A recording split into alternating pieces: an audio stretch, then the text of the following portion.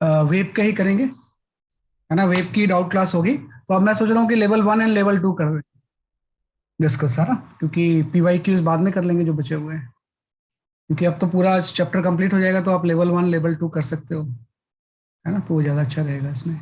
कोई नहीं, बीट भी कर लेंगे, वो बाद में कर लेंगे। पहले हम लेवल 1 लेवल 2 पूरा कंप्लीट कर लेते हैं, फिर उसके बाद बीट से पीवाई क्यूज स्टार्ट कर लेंगे। Beat, organ pipe and Doppler effect, है ना, 3 पीवाई क्यूज फिर बच जाएंगे, तो वो कर लेंगे कंप्लीट, है ना। आप सॉल्व कर लो, सॉल्व तो आप पूरा कंप्लीट कर सकते हो, है ना। उसके बाद आप वेब का टेस्ट दे देना, फिर वेब की जो टेस्ट पेपर होगा वो डिस्कस कर लेना, वेब कंप्लीटेड, है ना। तो आज वेब की आपकी लास्ट क्लास है ना। तो चलो आज हम स्टार्ट करते हैं आपका, है ना। वेब में आज जो चीज हम पढ़ेंगे, we are going to study the Doppler effect. आपकी प्रोफाइल पिक्चर बड़ी खतरनाक खतरनाक होती है यार, एक इसकी है ना, बड़ा खतरनाक होता है। नहीं, ये आपका आ जाएगा सही, ठीक है। तो आज जो टॉपिक हम पढ़ेंगे ना, we are going to study last topic of the wave, that is your Doppler effect, है ना। तो आज डॉपलर इफेक्ट हम स्टार्ट कर लेते हैं।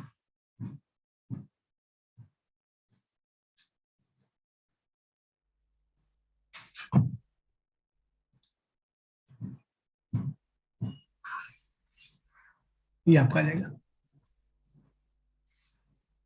है ना। तो डॉपलर इफेक्ट एकदम सिंपल चीज है। एक चीज तो ये है कि इसका जो भी चीज आपने पढ़ा है ना अब तक, जो वेब में पढ़ा है, उससे एज सच इस चैप्टर का कोई रिलेशन नहीं, इस टॉपिक एकदम इंडिपेंडेंट है। बाकी चीजें तो कनेक्टेड थी कि भाई एसएचएम से कनेक्टेड आपका वेब था, और वेब में भी चीजें सिक्वेंसली कनेक्टेड ही थी। लास्ट जो आपने कंप्लीट किया था, we have completed the superposition of the wave. Superposition of the wave में ऑर्गन पाइप आपने कंप्लीट कर दिया था, राइट। तो जब आप लेवल 1 लेवल 2 सॉल्व करोगे, तो खुद ही आपका रिवाइज होते जाएगा सारी चीजें, तो ये सारी चीजें स्टार्टिंग से उसमें होंगी पूरे चैप्टर की, राइट। तो हम आ जाते हैं, आज जो आपका टॉपिक है, that is your Doppler effect in sound. क्या जो टॉपिक हम पढ़ेंगे, we study the Doppler effect, Doppler effect in sound, है ना। क्योंकि डॉपलर इफेक्ट जो होता है वो लाइट में भी होता है, तो हम लाइट या बाकी कोई डॉपलर इफेक्ट नहीं पढ़ रहे हैं, we are studying the Doppler effect in sound, है ना। तो जो डॉपलर इफेक्ट होता क्या है, सिंपल से हम बोलते हैं कि जो डॉपलर इफेक्ट है, इसकी सिंपल सी ये डेफिनेशन है कि Doppler effect is, right, change in apparent frequency. Doppler effect is the change in apparent frequency, है ना, due to relative motion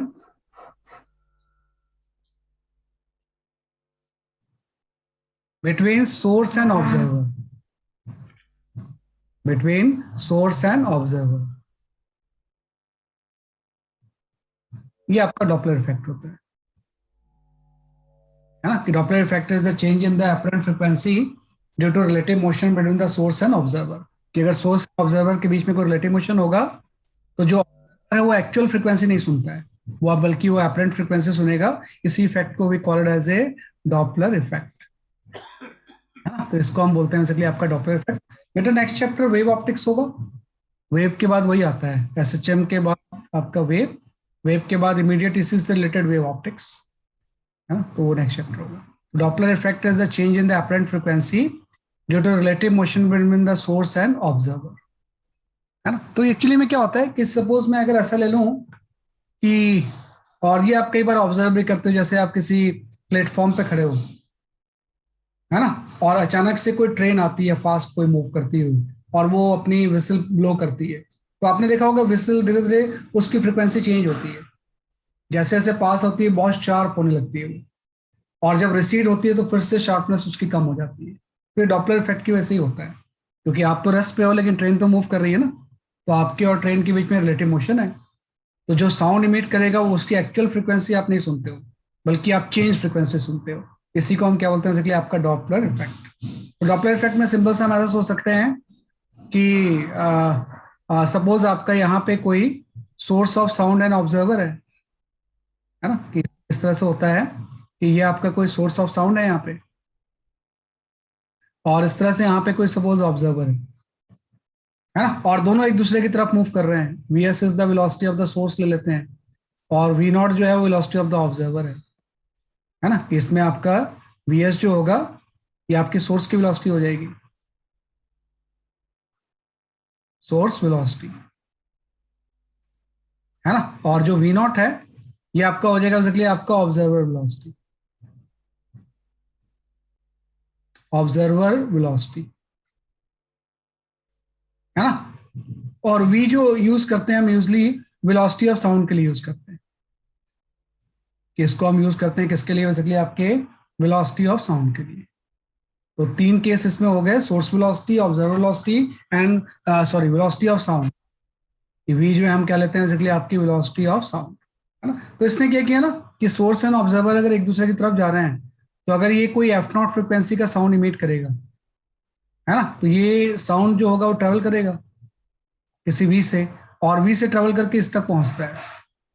तो इसको एफ फ्रिक्वेंसी का सुनाई नहीं देगा, बल्कि फ्रिक्वेंसी चेंज हो जाएगी, है ना। इसी को हम बोलते हैं अपरेंट फ्रिक्वेंसी, कि फ्रिक्वेंसी चेंज हो जाएगी। और यही इफेक्ट क्या होता है बेसिकली आपका डॉपलर इफेक्ट। तो जब सोर्स एंड ऑब्जर्वर एक दूसरे की तरफ जाते हैं, टुवर्ड्स से केस होता है, तो उस केस में ऑब्जर्व फ्रिक्वेंसी बढ़ जाती है, एफ की वैल्यू एफ नॉट से क्या होगी, ज्यादा होगी, है ना। इसी केस में अगर अपोजिट हो जाता कि सोर्स एंड ऑब्जर्वर अगर एक दूसरे से रिसीड करते, if they are moving away to each other, यहाँ पे मैं कोई सोर्स ऑफ साउंड ले लेता हूँ और ये आपका कोई ऑब्जर्वर है ना। तो अगर सोर्स ऑफ साउंड आपका वी एस से लेफ्टवर्ड जा रहा है और ऑब्जर्वर जो मूव कर रहा है वो वी नॉट से राइटवर्ड जा रहा है, तो इसने अगर कोई एफ नॉट फ्रिक्वेंसी का साउंड इमिट किया, ये भी साउंड ट्रेवल करके इस तरफ जाएगा वी से, और ऑब्जर्वर इसको ऑब्जर्व करेगा किसी एफ फ्रिक्वेंसी का, तो इस केस में एफ की वैल्यू जो होगी वो लेस देन एफ नॉट हो जाएगी, है ना। तो जब टुवर्ड्स का केस होगा तो ऑब्जर्व फ्रिक्वेंसी बढ़ जाएगी,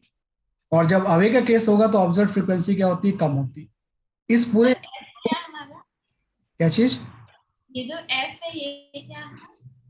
F is the F not is the actual frequency, है ना। इसमें जो एफ नॉट है ना, यहीं पे लिख देता हूं मैं से, F not is the actual frequency, actual frequency. और जो एफ है दिस इज ऑब्जर्व्ड और अपरेंट फ्रिक्वेंसी, ऑब्जर्व्ड और अपरेंट फ्रिक्वेंसी होता है। दिस इज ऑब्जर्व्ड और क्या हो जाएगा बेसिकली आपका अपरेंट फ्रिक्वेंसी, कि अगर इसने एफ नॉट फ्रिक्वेंसी का साउंड इमिट किया तो दोनों में रिलेटिव मोशन है ना, तो इसको कुछ चेंज फ्रिक्वेंसी सुनाई देगी, वो ऑब्जर्व फ्रिक्वेंसी अपरेंट फ्रिक्वेंसी इसको बोलते हैं। तो अगर दोनों एक दूसरे की तरफ जा रहे हैं तो ऑब्जर्व फ्रिक्वेंसी बढ़ जाएगी, अगर अवे का केस होगा तो ऑब्जर्व फ्रिक्वेंसी क्या होगी, कम हो जाएगी। इसी पूरे इफेक्ट को we call it as a Doppler effect.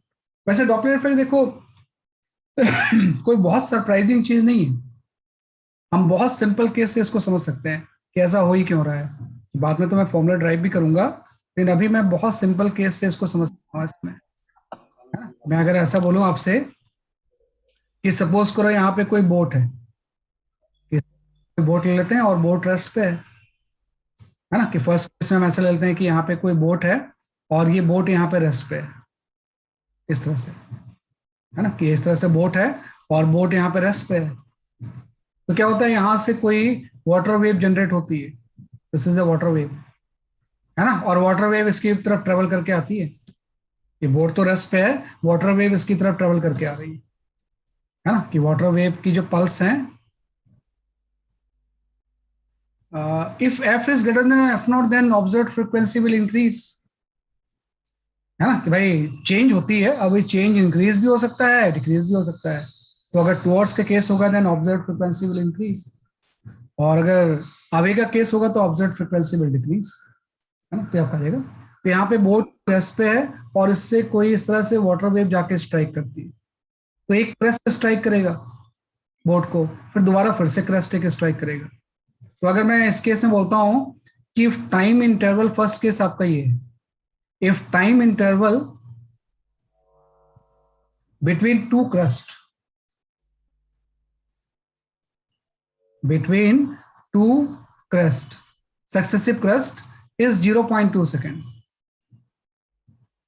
है ना, कि एक क्रस्ट ने यहाँ पे स्ट्राइक किया तो 0.2 सेकेंड बाद दूसरी क्रस्ट स्ट्राइक करती है, तो यही तो वेव का टाइम पीरियड हो जाएगा। कि एक क्रस्ट स्ट्राइक की फिर दोबारा जो क्रस्ट स्ट्राइक करेगी तो जो टाइम इंटरवल होगा वो टाइम पीरियड हो जाएगा। तो हम बोलेंगे टाइम पीरियड 0.2 सेकेंड होगा। और टाइम पीरियड पता है तो फ्रिक्वेंसी भी आ जाएगी। तो फ्रिक्वेंसी जो हो जाएगी, इसकी ओरिजिनल फ्रिक्वेंसी एफ नॉट जो होगी वो 1 अपॉन टाइम पीरियड हो जाएगी। तो 1 अपॉन टाइम पीरियड मीन्स अब ये जो फ्रिक्वेंसी होगी ये आपका 5 हर्ट्ज हो जाएगी, है ना, कि किस फ्रिक्वेंसी से ये स्ट्राइक कर रहा है, 5 हर्ट्ज से। तो आपने बोला कि भाई इससे जो वाटर वेव स्ट्राइक कर रही है उसकी स्ट्राइक करने की जो फ्रिक्वेंसी है वो 5 हर्ट्ज, 5 साइकिल पर सेकेंड स्ट्राइक कर रही है ना। तो ये 5 हर्ट्ज आ गई।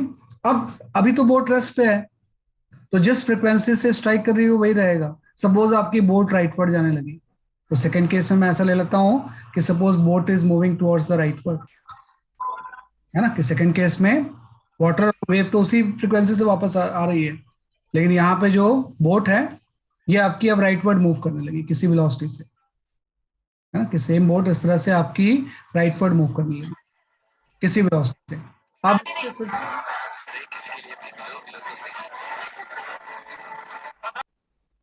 ये आपका जगह, है ना। तो इस तरह से अगर वेलोसिटी से मूव करने लगी तो सेम आपकी वाटर वेव की क्रस्ट है ऐसी है, ये ट्रेवल करके इसकी तरफ आएगी, है ना। तो अगर ये बोट राइटवर्ड मूव करने लगा इस वाटर वेव की तरफ, then what will happen to the time interval. Time interval का क्या होगा, एक क्रस्ट स्ट्राइक किया, दोबारा जो क्रस्ट स्ट्राइक करेगा तो टाइम इंटरवल डिक्रीज हो जाएगा ना। तो अब जो टाइम इंटरवल होगा T, this will be the less than 0.2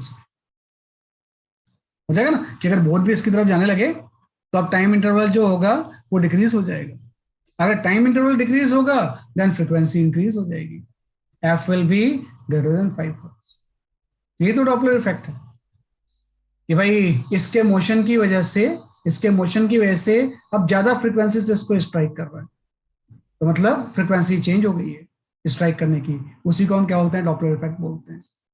इसी थर्ड केस में अगर ये अवे मूव करने लगे, थर्ड केस में अगर मैं इस तरह से ले लूं, मतलब सिंपल डायग्राम से हम डॉपलर इफेक्ट को समझ रहे हैं कि थर्ड केस में सर ऐसा क्यों हो रहा है कि time period less than 0.3 second हो जाएगा? बेटा बोट भी तो उसकी तरफ जा रही है ना, हाँ हाँ सर। वेलोसिटी तो ऐड हो जाएगी ना, हाँ सर, हाँ सर। उड़ जाएगी तो टाइम इंटरवल कम हो जाएगा, जल्दी जल्दी स्ट्राइक करने लगेगी, है ना। तो इस केस में आपका ऐसा हो जाएगा कि अगर ये अवे मूव करे, इफ इट मूव अवे, वही सेम बोट इस तरह से है, और जब अब सेम बोट जो है वो लेफ्टवर्ड जाने लगेगा ऐसे, और यहाँ पे वाटर वेव जो है इसकी तरफ ट्रेवल करके आती है, तो आपको पता है अगर ये इससे अवे जाने लगे तो आप ज्यादा देर में करेगा।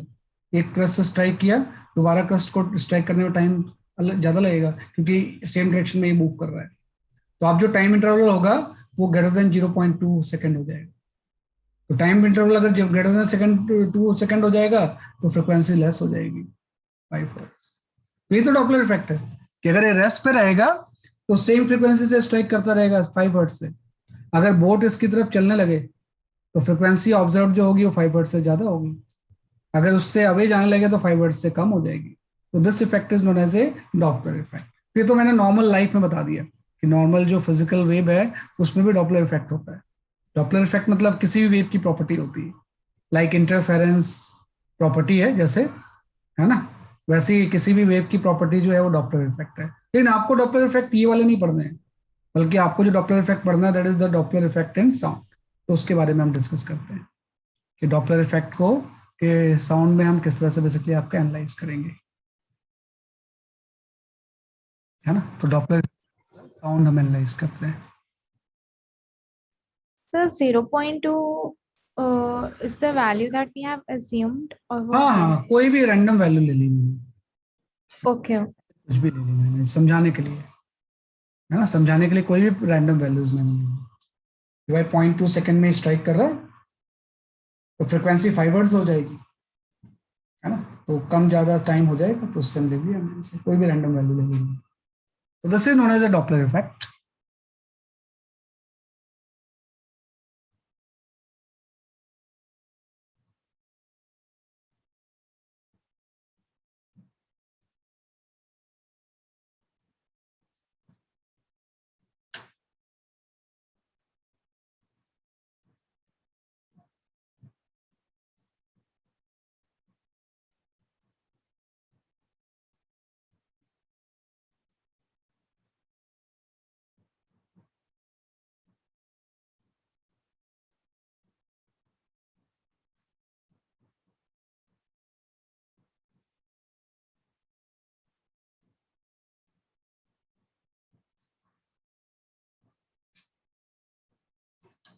ठीक है, ये आपका गैस दस, ये आपका डॉपलर इफेक्ट आ गया। ठीक है ना, इसके बाद हम आ जाते हैं डॉपलर इफेक्ट इन साउंड में। अब कुछ डेरिवेशंस करते हैं हम कि भाई जो जैसे मैंने बोला एफ नॉट से ज्यादा होगी, लेकिन एग्जैक्टली होगी कितनी, एफ नॉट से कम होगी लेकिन एग्जैक्टली कितनी कम होगी अगर सोर्स एंड ऑब्जर्वर मूव करें तो अब आपका एग्जैक्ट ट्रीटमेंट आ जाता है इसमें। नहीं, साउंड ट्रेवलिंग की बात नहीं होती है। साउंड ट्रेवलिंग का मतलब जो होता है, जो सोर्स एंड ऑब्जर्वर है वो मूव कर रहे हैं, है ना। साउंड से फर्क नहीं पड़ता है कि साउंड किस डायरेक्शन में जा रहा है। देखो इसमें साउंड की डायरेक्शन थोड़ी चेंज हुई है, इसमें भी राइटवर्ड जा रहा है साउंड, इसमें भी राइटवर्ड जा रहा है, तो ये साउंड तो हमेशा सोर्स से ऑब्जर्वर की तरफ ही जाएगा। टुवर्ड्स का मतलब है कि सोर्स एंड ऑब्जर्वर एक दूसरे की तरफ जा रहे हैं तो इंक्रीज होता है, एंड सोर्स एंड ऑब्जर्वर एक दूसरे से आगे जाएंगे तो डिक्रीज होगा। साउंड की डायरेक्शन से कोई मतलब नहीं इसे, है ना। हाँ वो मतलब in third one crest is moving, नहीं क्रेस्ट जो है वो जा रही है लेकिन उससे बोट अवे जा रहा है ना, बोट जो है वो अवे जा रही है ना। इसमें ये इसको हम सोर्स नहीं मान सकते हैं, अब इसको अलग से ले लो, ये तो जस्ट समझाने के लिए मैंने किया था, सोर्स नहीं है।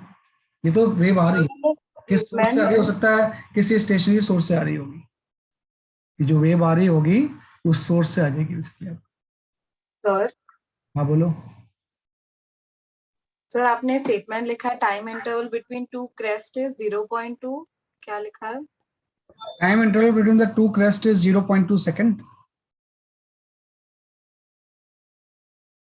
है ना, कि भाई एक क्रेस्ट से स्ट्राइक किया इस बोट को, फिर दोबारा जब क्रेस्ट स्ट्राइक करेगा तो वो 0.2 सेकंड में करेगा, तो इसी को तो टाइम पीरियड बोलते हैं। टाइम पीरियड 0.2 सेकंड हो जाएगा, और frequency is the reciprocal of the time period. 1 time period लेंगे तो फ्रीक्वेंसी की वैल्यू आपकी 5 हर्ट्ज आ जाएगी। बेटा फ्रीक्वेंसी रिलेटेड होगी ना, फ्रीक्वेंसी तो रिलेटेड होगी, फ्रीक्वेंसी का मतलब हो जाएगा किस फ्रीक्वेंसी से स्ट्राइक कर रहा है ना, किस फ्रीक्वेंसी से ये स्ट्राइक कर रहा है, तो रिलेटेड होगी ना। हाँ ऑब्जर्वर से, ऑब्वियसली बात है, ऑब्जर्वर से बिल्कुल सही है। Boat is moving towards and away from the wave, सही बात है, वेव से टुवर्ड्स एंड अवे जा रही है, बिल्कुल सही है। इस बोर्ड के केस को तो जस्ट मैंने समझाने के लिए किया है, आप मेन जो फोकस करना वो इस डायग्राम के ऊपर करना, है ना। ये तो जस्ट मैंने एक्सप्लेन किया है कि डॉपलर इफेक्ट का मतलब बेसिकली क्या है। मेन जो फोकस है हम साउंड वेव की बात करते हैं, है ना, तो इस तरह से कर लेंगे, ठीक है ना। चलो तो इसके बाद हम आते हैं भाई एग्जिट कितनी होगी। मैंने बोला कि जब सोर्स एंड ऑब्जर्वर एक दूसरे की तरफ जाएंगे तो फ्रिक्वेंसी बढ़ेगी, जब दोनों एक दूसरे से अवे जाएंगे तो फ्रिक्वेंसी कम होगी। एग्जैक्टली होगी कितनी, तो उसके लिए देयर इज सम डेरिवेशंस, तो डेरिवेशंस थोड़े से कर लेते हैं। वो डेरिवेशन से एक्चुअली थोड़ा से कंसेप्चुअल क्लैरिटी आ जाती है। देखो क्या होता है कि मैं अलग अलग केस ले लेता हूँ कि एक साथ सोर्स एंड ऑब्जर्वर को मूव नहीं करते हैं, बल्कि पहला मैं केस लेता हूँ कि सोर्स रेस्ट पे है and observer is moving towards the source, source is stationary, जो भी सोर्स ऑफ साउंड होगा वो स्टेशनरी है, and observer is moving towards source,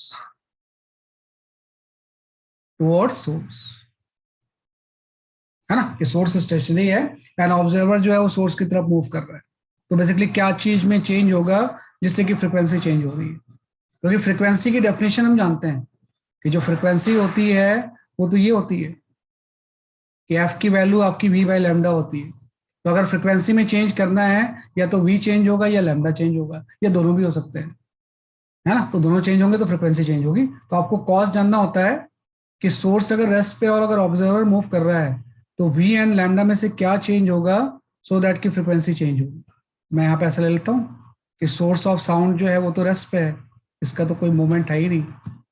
observer suppose source की तरफ आ रहा है, अभी भी जा सकता था, फिर मैंने ऑब्जर्वर की वेलोसिटी वी नॉट ले ली जो कि इसकी तरफ आ रहा है ना। अब क्या होगा ना, सोर्स ने कोई साउंड प्रोड्यूस किया, है ना, सोर्स ने किसी एफ नॉट फ्रिक्वेंसी का साउंड इमिट किया, तो एफ नॉट फ्रिक्वेंसी का साउंड जब इमिट करेगा तो उसकी एक साइकिल को मैं ऐसा बनाता हूँ, है ना, कि भाई जो वेव प्रोड्यूस होगी उसके साइक्लिक फॉर्म में हम इस तरह से लिख सकते हैं। तो ये जो इसकी लेंथ होती है इसी को तो हम बोलते हैं वेवलेंथ। ये वेवलेंथ जो हो जाएगी वो लैम्डा नॉट हो जाएगी, और जो साउंड की वेलोसिटी है ये जो साउंड ट्रेवल कर रहा है ये भी स्पीड से ट्रेवल कर रहा है ना। तो वेवलेंथ लैम्डा नॉट हो गया, फ्रीक्वेंसी एफ नॉट हो गया, और साउंड वेव की वेलोसिटी सपोज भी। इन तीनों में क्या रिलेशन होगा हम जानते हैं कि हम यहां से लिख सकते हैं कि जो एफ नॉट होगा ये आपका v बाई लैम्डा नॉट हो जाएगा। इसकी जो भी फ्रीक्वेंसी एफ नॉट होगी वो v बाई क्या हो जाएगी, लैम्डा नॉट हो जाएगी। अब जब ये साउंड यहाँ पे पहुंचेगा तो आप देखो ऑब्जर्वर के रिस्पेक्ट में साउंड की वेलोसिटी क्या होगी, क्या v रहेगी, हाँ कि आपको तो ये सोचना पड़ेगा ना कि साउंड वेव जब इसके पास पहुंच रही है तो ऑब्जर्वर भी तो मूव कर रहा है, तो ऑब्जर्वर के रिस्पेक्ट में साउंड वेव की वेलोसिटी क्या होगी। तो हम यहाँ पे लिखेंगे वेलोसिटी ऑफ, नहीं माइनस नहीं होगा, प्लस होगा, क्योंकि अपोजिट डायरेक्शन है, अपोजिट डायरेक्शन में रिलेटिव वेलोसिटी ऐड होती है। तो हम यहाँ पे लिखेंगे कि what is the velocity of sound, है ना, with respect to observer, with respect to observer, है ना। तो ऑब्जर्वर चूंकि मूव कर रहा था और साउंड इसकी तरफ v से आ रहा था, तो velocity of sound with respect to observer जो होगी वो v प्लस वी नॉट हो जाएगी, है ना। कि भाई इसने तो वी नॉट फ्रीक्वेंसी स्पीड का साउंड इमिट किया, तो इसके रिस्पेक्ट में वो वेलोसिटी क्या हो जाएगी, इसलिए आपकी v प्लस वी नॉट हो जाएगी। तो जब ये v प्लस वी नॉट हो जाएगी तो जो ऑब्जर्व फ्रीक्वेंसी होगी कि जिस फ्रीक्वेंसी का ये साउंड सुनेगा इसी को हम बोलते हैं ऑब्जर्व्ड या एपरेंट फ्रीक्वेंसी।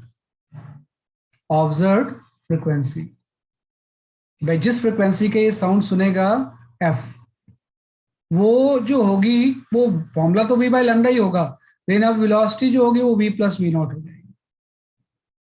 भाई वेवलेंथ लैम्डा नॉट ही रहेगा क्योंकि वेवलेंथ तो मॉडिफाई हुआ नहीं, वेलोसिटी चेंज हुई है, तो v प्लस आपका वी नॉट हो गया बाई लैम्डा नॉट हो गया। तो यहां से ऑब्जर्व फ्रीक्वेंसी आप देखो कि लैम्डा नॉट की वैल्यू पुट कर दो यहाँ से लैम्डा नॉट की जो वैल्यू होगी वो v बाई एफ नॉट हो जाएगी।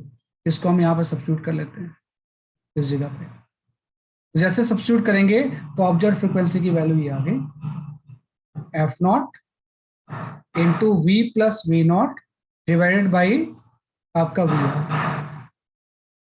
तो आप देखो पहले जो आपका एफ नॉट था वो वी बाई लैम्डा नॉट था, लेकिन पुट करने के बाद अभी आपका ये आ गया। तो आप देखो एफ की वैल्यू और एफ नॉट में क्या रिलेशन होगा, क्योंकि न्यूमरेटर ज्यादा है ना, तो एफ की वैल्यू इंक्रीज हो जाएगी। तो हम बोलेंगे एफ की वैल्यू जो होगी वो एफ नॉट से ज्यादा होगी, और एग्जैक्ट कितनी होगी हम इस फॉर्मूले से निकाल लेंगे। यही तो डॉपलर इफेक्ट है कि इसके मोशन की वजह से इसके रिस्पेक्ट में साउंड की वेलोसिटी इंक्रीज हो गई। साउंड की वेलोसिटी अगर इंक्रीज होगी तो फ्रीक्वेंसी भी इंक्रीज हो जाएगी, तो एफ की वैल्यू क्या हो जाएगी, इसलिए आपकी एफ नॉट से ज्यादा हो जाएगी। तो ये केस तब आया जब आपने सोर्स को रेस्ट पे रखा था, ऑब्जर्वर मूव कर रहा था, है ना। ये आपने केस ले लिया। ऐसे ही हम सेकंड केस ले सकते हैं कि सोर्स मूव कर रहा है और ऑब्जर्वर रेस्ट पे है ना, कि observer is stationary and source is moving towards it, and source is moving towards it,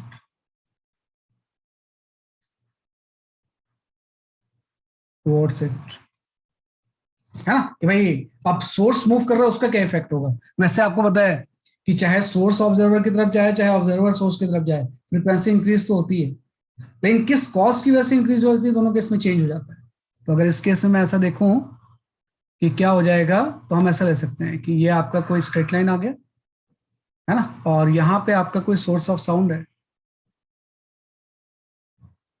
और इस तरह से आपका कोई ऑब्जर्वर है। तो अब क्या है ना, ऑब्जर्वर जो है वो रेस्ट पे है और सोर्स किसी वीएस से इस तरफ जा रहा है। सोर्स किसी वीएस से किस तरफ मूव कर रहा है, बेसिकली आपका राइट वर्ड। अब इसने सेम वैसी साउंड को इमिट किया, इसने एक साउंड इमिट कर दिया, साउंड इसने सोर्स ने कोई साउंड इस तरह से इमिट किया। तो इसका अगर मैं वन साइकिल प्लॉट कर लूं तो वो साइकिल जस्ट आपकी ऐसी हो जाएगी कि इसने जैसे साउंड इमिट किया, थोड़ा बड़ा बना रहा हूँ क्लैरिटी के लिए मैं, ये आपका ऐसा, ये ऐसा, है ना। ऑब्वियस बात है कि इसकी वेवलेंथ जो हो जाएगी वो लैम्डा नॉट हो जाएगी,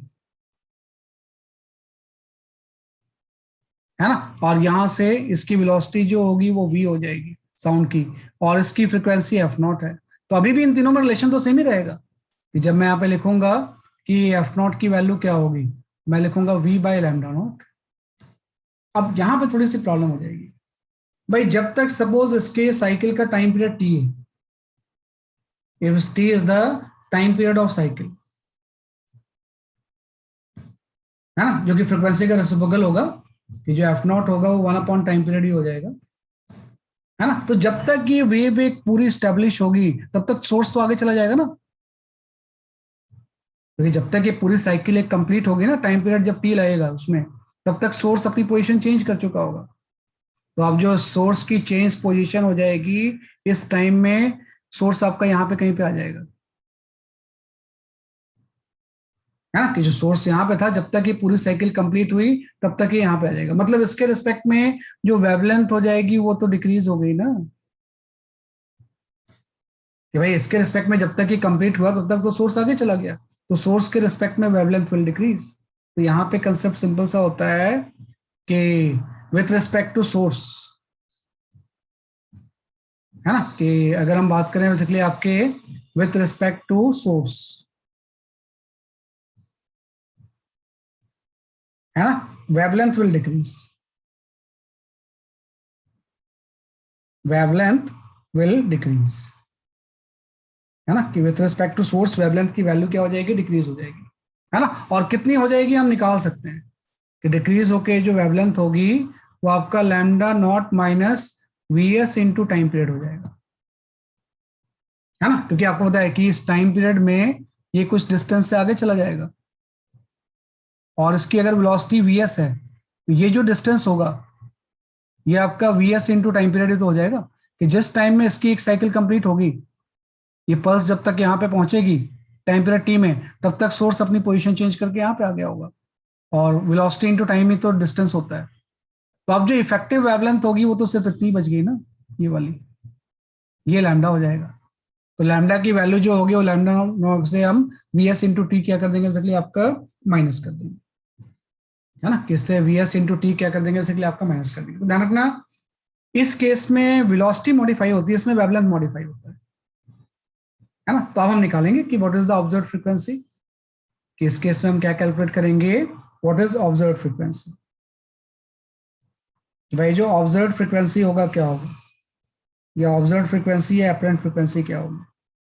तो आप लिखोगे ऑब्जर्व फ्रीक्वेंसी अगर एफ है, अब ये साउंड ट्रेवल करके इस तरफ पहुंचेगा, क्योंकि ऑब्जर्वर रेस्ट पे है तो वेलोसिटी ऑफ साउंड वो वी ही रिकॉग्नाइज करेगा, तो इसको एफ फ्रीक्वेंसी का सुनाई देता है। तो ऑब्जर्व फ्रीक्वेंसी जो एफ होगी वो आपकी हो जाएगी, अगेन फॉर्मूला तो हम यही यूज करेंगे वी बाई लैम्डा, तो वी तो सेम ही है। अब लैम्डा नॉट नहीं होगा जैसे इसमें आपने लिया था, अब यहाँ पे हो जाएगा lambda naught minus V S into T, है ना, क्योंकि वेवलेंथ डिक्रीज हो गया, वेवलेंथ डिक्रीज होगा तो फ्रीक्वेंसी इंक्रीज हो जाएगी।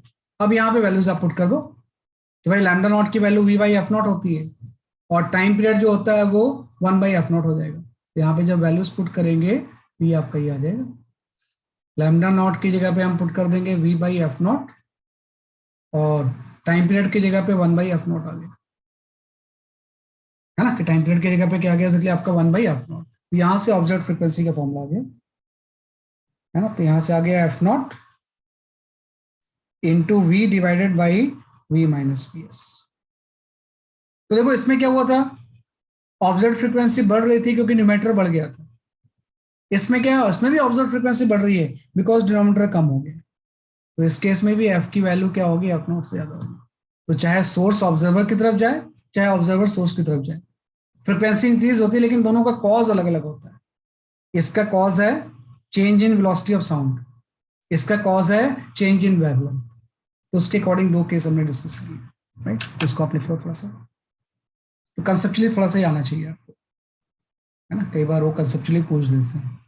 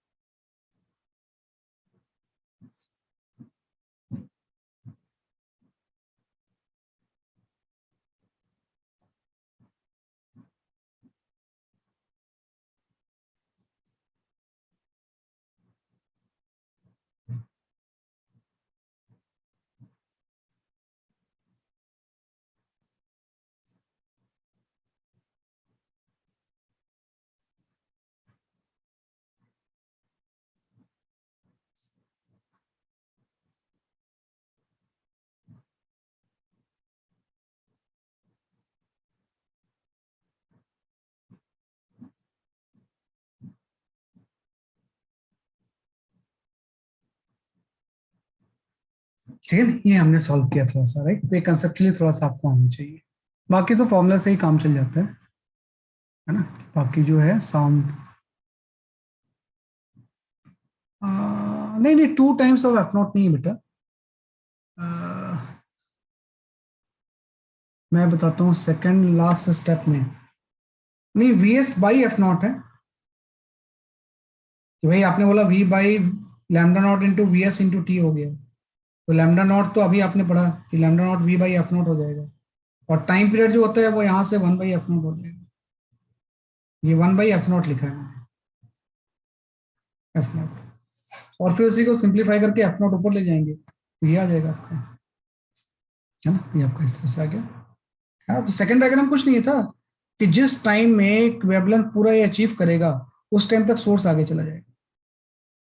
तो इसके रिस्पेक्ट में इसकी वेवलेंथ की वैल्यू रेड लाइन से मैंने शो की कि वेवलेंथ की वैल्यू डिक्रीज हो जाएगी, और डिक्रीज होके कितनी हो जाएगी, टोटल जो पहले वेवलेंथ लैम्डा नॉट था उसमें ये डिस्टेंस कम हो जाएगा।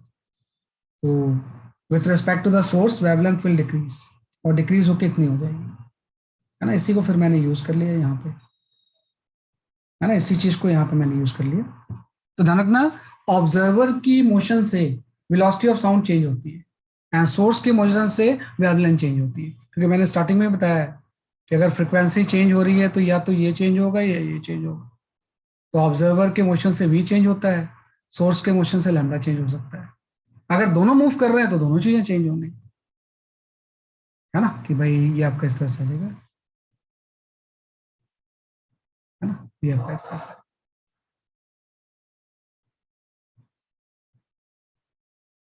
सर लेकिन इसमें भी तो दोनों ही चेंज हुए ना, फ्रीक्वेंसी भी चेंज हुई और वेवलेंथ भी चेंज हुई।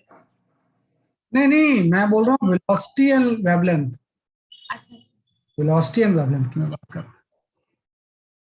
ये पहले केस में वेलोसिटी चेंज हुई है, फ्रीक्वेंसी तो चेंज हो गई, वही तो डॉपलर इफेक्ट है।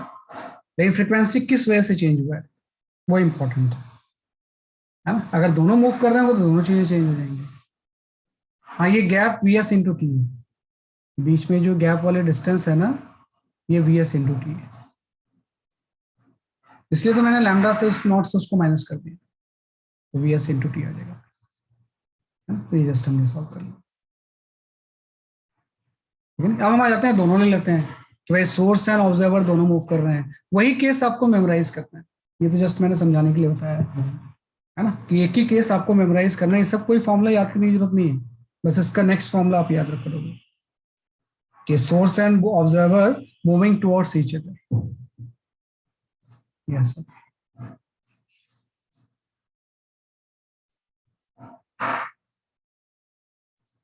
यहाँ पे हम आ जाते हैं। तो इस केस में ऐसा है, थर्ड केस हम ले लेते हैं, वैसे तो केस बहुत सारे होते हैं, source and observer both moving towards each other,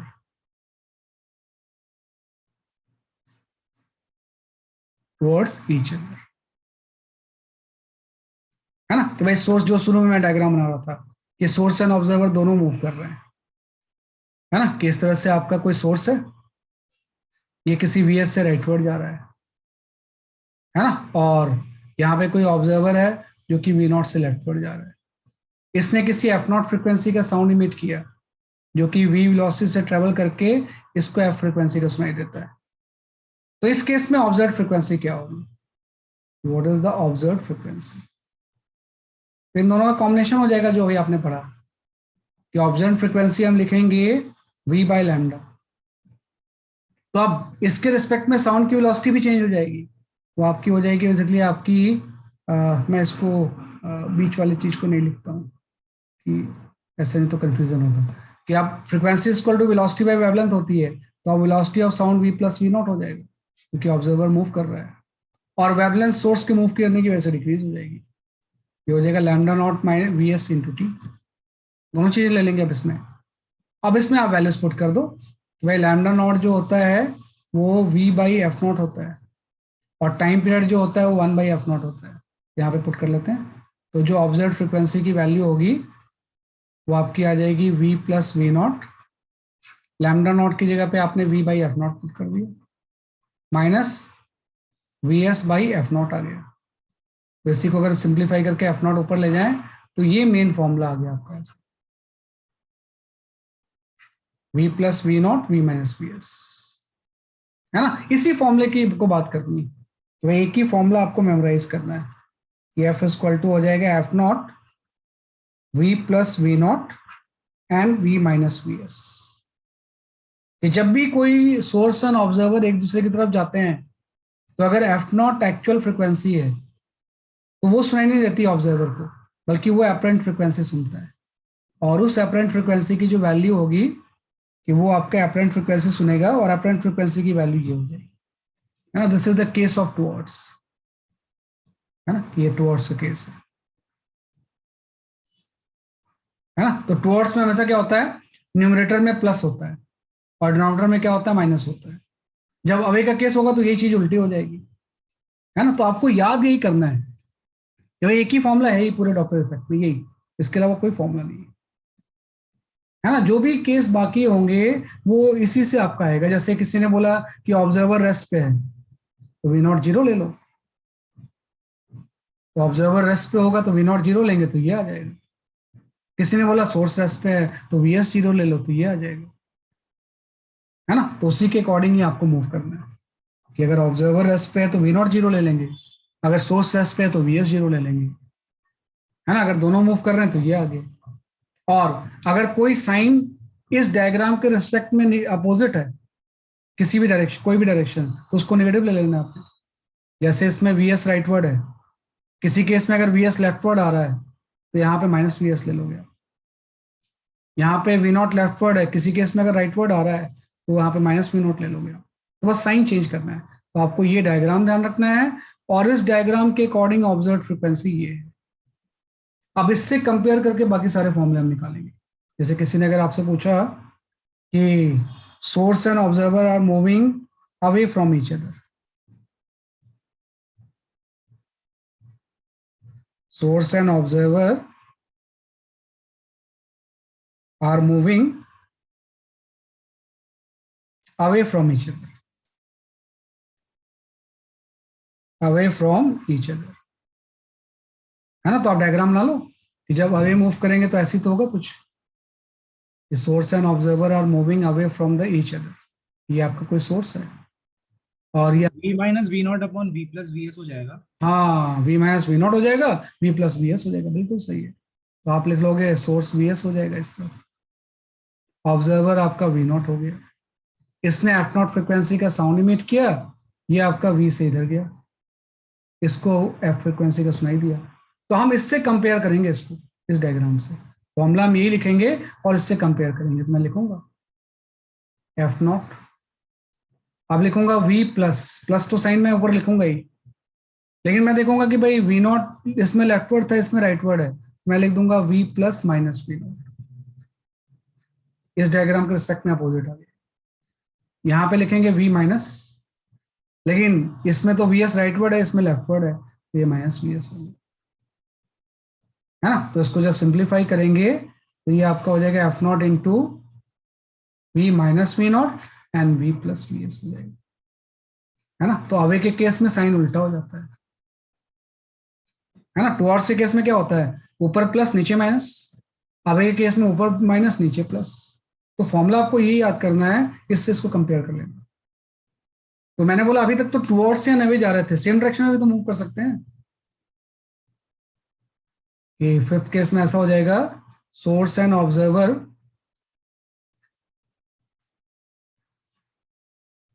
है ना are moving in same direction, are moving,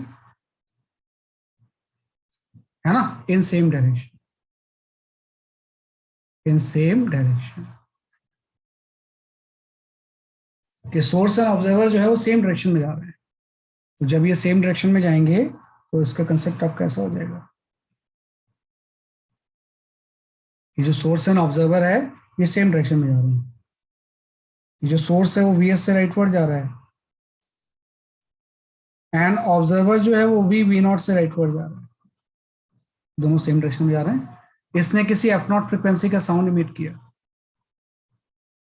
ये साउंड वी से ट्रेवल करके इसको पहुंचता है एफ तक, तो अगेन आप क्या करोगे, इसी डायग्राम से फिर से कंपेयर करोगे ऐसे इस सिचुएशन को, ये फॉर्मूला ये डायग्राम इससे कंपेयर करना है, तो आप लिखोगे observe frequency,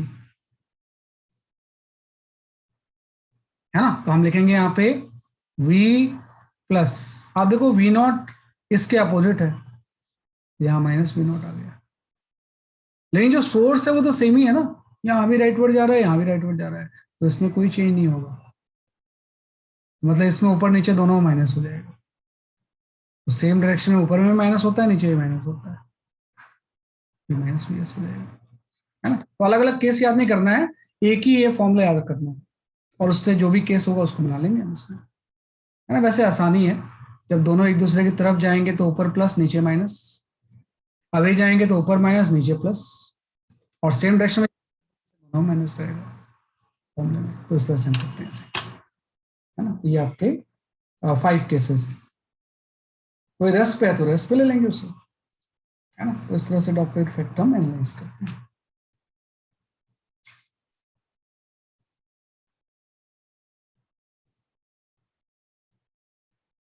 why my not, आपने जो एक फॉर्मूला लिखा है ना बेटा, उसके इस फॉर्मूले से ही तो सब निकाल रहे हैं हम इसमें, इसी फॉर्मूले को यूज कर रहे हैं, तो इस फॉर्मूले का जो केस है उसके अकॉर्डिंग वी नॉट लेफ्टवर्ड है, तो अगर इससे कंपेयर करके कोई वी नॉट अगर राइटवर्ड आ रहा है तो इस फॉर्मूले में उसी चीज को आप नेगेटिव ले लोगे,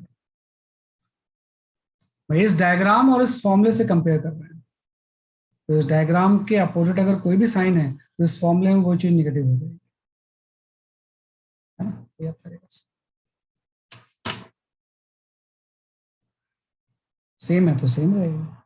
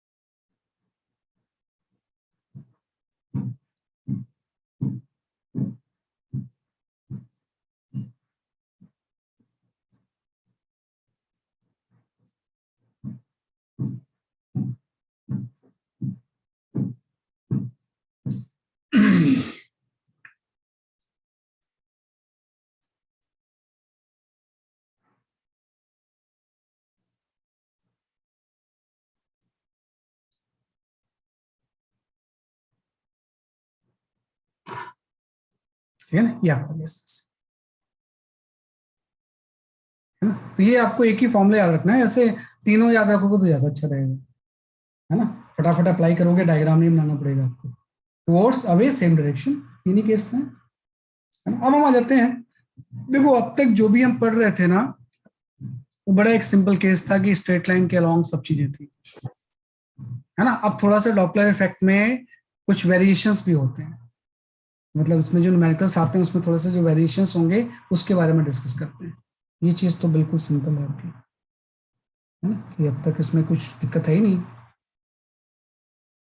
है ना। तो ये आपका फर्स्ट पेज हो गया, this is your second page, और ये आपका थर्ड पेज।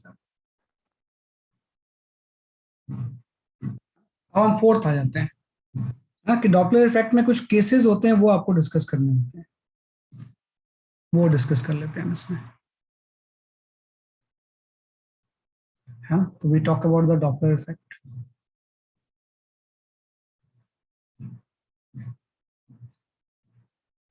है ना। जो डॉपलर इफेक्ट होंगे इसमें एक्चुअली 3 इंडिविजुअल केसेस पड़ते हैं, है ना, कि जो फर्स्ट केस होता है उसमें हम इफेक्ट ऑफ विंड लेते हैं, फर्स्ट केस में हम क्या लेंगे बेसिकली आपका effect of wind, second case में हम ले लेंगे source and observer same line में नहीं है, और थर्ड केस में रिफ्लेक्टेड साउंड की हम बात करेंगे, है ना। तो 3 अलग अलग केसेस ले लेते हैं। ये आपका आ गया ऐसे। तो फर्स्ट केस में we talk about the effect of wind, effect of wind, कि अगर विंड फ्लो हो रही है तो डॉपलर इफेक्ट में उसमें क्या चेंज आएगा, है ना। क्योंकि आप ध्यान रखना यहाँ पे क्या होता है ना, जब हम वेलोसिटी ऑफ साउंड लिखते हैं वी होती है velocity of sound with respect to air, sound with respect to air, कि भाई एयर के रिस्पेक्ट में वेलोसिटी ऑफ साउंड ये है। तो अगर विंड फ्लो होगा तो सपोज विंड जो फ्लो हो रही है, ये आपकी विंड की स्पीड सपोज आपकी W है, विंड W स्पीड से फ्लो हो रही है। तो अगर वेलोसिटी ऑफ साउंड के अलोंग अगर विंड जा रही होगी, कि जिस डायरेक्शन में वेलोसिटी ऑफ साउंड है उसी डायरेक्शन में अगर विंड फ्लो हो रही है, तो दोनों की इफेक्टिव वेलोसिटी ऐड हो जाएगी ना, कि दोनों की इफेक्टिव वेलोसिटी क्या हो जाएगी, इसलिए आपकी ऐड हो जाएगी। इसमें आप V + W ले लोगे, जैसे डाउन स्ट्रीम में होता है कि बोट की वेलोसिटी कुछ है, अगर वो रिवर की वेलोसिटी के अलोंग जा रही है तो रिवर की वेलोसिटी उसमें ऐड हो जाएगी, तो इसमें भी ऐड हो जाएगा। तो फॉर्मूले में कुछ नहीं करना है, जहां पे V था वहां पे V + W ले लेना है, अगर सेम डायरेक्शन में है। लेकिन ये अपोजिट भी हो सकते हैं, कि सपोज आपकी वेलोसिटी ऑफ साउंड तो राइटवर्ड है लेकिन विंड इसके अपोजिट फ्लो हो रही है, तो जैसे आप स्ट्रीम में माइनस करते हैं वैसे माइनस कर लेंगे, तो V - W हो जाएगा। हाँ, तो विंड फ्लो से वेलोसिटी ऑफ साउंड मॉडिफाई होती है। अगर विंड वेलोसिटी ऑफ साउंड के लॉन्ग फ्लो हो रही है तो V + W ले लोगे, अगर अपोजिट फ्लो हो रही है तो हम क्या ले लेंगे, इसलिए आपका V - W ले लेंगे। इस केस में हम क्या ले लेंगे, इसलिए आपका V - W। ये आपका हो गया इफेक्ट ऑफ विंड, पहला केस आ गया। दूसरा केस होता है कि सोर्स एंड ऑब्जर्वर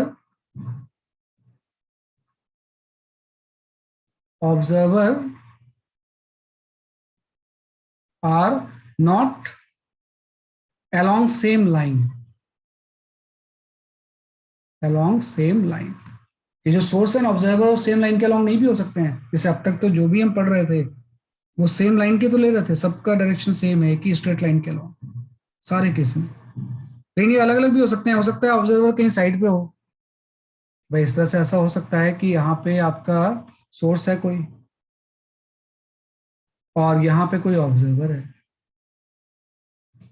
है ना, और ऑब्जर्वर सपोज आपका रेस्ट पे है और सोर्स ऐसे मूव कर रहा है VS से, है ना। अब इसने किसी F0 फ्रिक्वेंसी का साउंड इमिट किया, तो इसको किसी F फ्रिक्वेंसी का सुनाई देगा, वो कितना सुनाई देगा वो निकालना है आपको, कि अब इसके अकॉर्डिंग ऑब्जर्व फ्रिक्वेंसी कितनी होगी अगर दोनों सेम लाइन में नहीं है। तो हम क्या करेंगे, कुछ नहीं, साउंड का पाथ प्लॉट कर लेंगे कि भाई साउंड तो स्ट्रेट लाइन पाथ ही फॉलो करेगी ना, सोर्स तो कहीं मर्जी जाने दो, कि जैसे कोई साउंड इमिट करेगा उसको सोर्स की वेलोसिटी से कोई मतलब थोड़ी होगा, वो तो सोर्स से ऑब्जर्वर की तरफ स्ट्रेट लाइन पाथ फॉलो करेगा।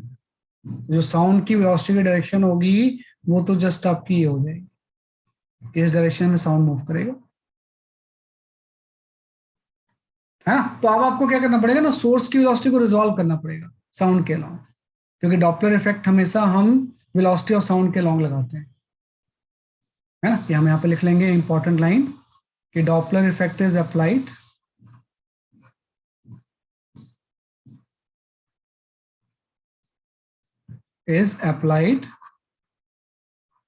है ना, along the sound direction, है ना। तो आप मान लो किसी इंस्टेंट में अगर ये एंगल थीटा है तो VS का इसके अलोंग आप रिजॉल्व करके कंपोनेंट निकाल लो, तो साउंड की डायरेक्शन जो भी उसके अलोंग VS का जो कंपोनेंट आ जाएगा वो आपका VS cos थीटा आ जाएगा, है ना। अब सही है, बाकी सारी चीजें सेम है ना, बाकी चीजों में कोई डिफरेंस नहीं आएगा, कॉस कंपोनेंट आ जाएगा। बाकी फॉर्मूला हम वही लिखेंगे कि चूंकि टुवर्ड्स का केस है तो मेन फॉर्मूला आप लिख लो पहले, ये टुवर्ड्स ही तो जा रहा है सोर्स इसकी तरफ, तो मेन फॉर्मूला टुवर्ड्स का होता है V + V0 divide by V - VS। तो अब ऑब्जर्व फ्रिक्वेंसी जब लिखेंगे तो लिखेंगे F0, V तो ठीक है और ऑब्जर्वर तो रेस्ट पे तो 0 आ गया, भाई v माइनस वी एस नहीं लिखेंगे, बल्कि अब वी एस का कंपोनेंट आ जाएगा, तो वी एस कॉस थीटा हो जाएगा, तो ये ऑब्जर्व फ्रीक्वेंसी हो जाएगी। तो जब भी दोनों सेम डायरेक्शन में नहीं हो तो सारी वेलोसिटीज को हम वेलोसिटी ऑफ साउंड के लॉन्ग रिजॉल्व कर देंगे, तो इतनी फ्रीक्वेंसी का वो साउंड सुनेगा, है ना। और वो वेरिएबल होगा, जैसे जैसे ये राइटवर्ड जाता जाएगा थीटा चेंज होता जाएगा ना, है ना, कि जब ये जैसे जैसे राइटवर्ड जाएगा ये थीटा क्या होगा, चेंज होता जाएगा, है ना, तो फ्रीक्वेंसी भी चेंज होती जाएगी। लेकिन एक चीज ध्यान रखना, जब ये स्टेट यहां पहुंच जाएगा यहाँ पे और इसकी वेलोसिटी स्टिल वी एस है, अब जब ये साउंड इमिट करेगा एफ नॉट तो वो ट्रेवल करके ऐसे जाएगी, कितनी फ्रीक्वेंसी का सुनाई देगा उसको इस पोजीशन में, कि भाई यहाँ पे जो इमिट करेगा साउंड वो तो इतनी फ्रीक्वेंसी का सुनाई देगा, इस पोजीशन वाले साउंड की फ्रीक्वेंसी क्या होगी, sir v upon v minus V S into F. कितना सुनाई देगा उसे, थोड़ा सोचो जरा सा, कि भाई इस इंस्टेंट में इसने जो साउंड इमिट किया वो इसको इतनी फ्रीक्वेंसी का सुनाई दे रहा है, तो जब ये यहाँ पे पहुंचेगा स्ट्रेट इसके ऊपर, तो जो साउंड इमिट करेगा वो ट्रेवल करके यहाँ पहुंचेगा, तो उसकी फ्रीक्वेंसी क्या हो जाएगी, हाँ कोई फ्रीक्वेंसी में चेंज नहीं होगा। इस केस में जो है यहाँ पे जो फ्रीक्वेंसी इमिट करेगा, इस केस में आपकी एफ की वैल्यू एफ नॉट के इक्वल हो जाएगी, क्योंकि आप देखो ना थीटा की वैल्यू कितनी हो जाएगी, यहाँ पे 90 हो जाएगी, जब ये इस तरह से जाएगा तो थीटा बढ़ता जाएगा, यहाँ पे थीटा 90 हो गया ना इसे, तो इसका तो कंपोनेंट ही नहीं आएगा इसके अलावा, तो अगर यहाँ पे थीटा 90 हो जाए तो ये टर्म जीरो हो जाएगा, तो वी और वी कैंसिल हो जाएंगे, एफ की वैल्यू एफ नॉट हो जाएगी, तो कोई डॉपलर इफेक्ट होगा ही नहीं, डायरेक्शन में डॉपलर इफेक्ट नहीं होता है ना, ये हम कर लेंगे ऐसे, इसमें डॉपलर इफेक्ट होगा ही नहीं, फिर ध्यान रखना इसमें, फिर से डॉपलर इफेक्ट होने लगेगा, जैसे इस पोजीशन को क्रॉस करके यहाँ पे मूव करेगा, अब फ्रीक्वेंसी डिक्रीज होने लगेगी, कि जैसे यहां तक आ रहा है फ्रीक्वेंसी इंक्रीज होगी, और जैसे इसको क्रॉस करके राइट पर जाएगा फ्रीक्वेंसी डिक्रीज होने लगेगी, क्योंकि अब तो अवे का केस आने लगेगा ना, अब क्या होगा बेसिकली आपका अवे का केस हो जाएगा, तो ये थोड़ा ध्यान रखना इसमें, तो उसके ऊपर भी न्यूमेरिकल्स पूछे जाते हैं।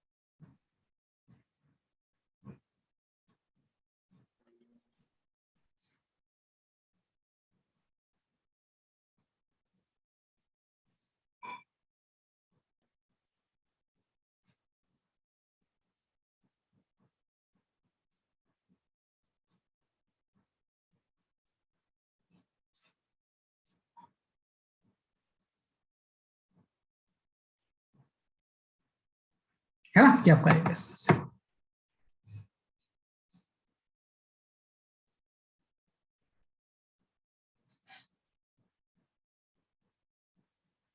वी नॉट तो कोई वेलोसिटी मैंने लिखा बेटा, वी नॉट तो मैंने कोई वेलोसिटी लिखा ही नहीं सेकंड में,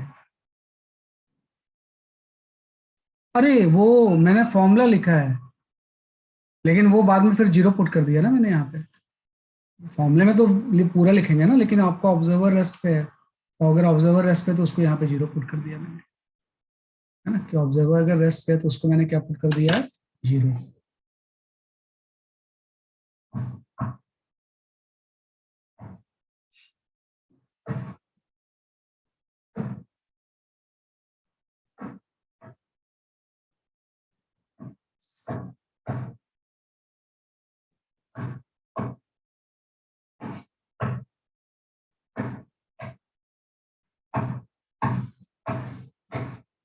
है ना, ये आपका गया। अब एक लास्ट केस आता है इसमें, इफेक्ट ऑफ विंड देख लिया आपने, ये देख लिया, एक लास्ट केस आता है, that is your frequency of reflected sound.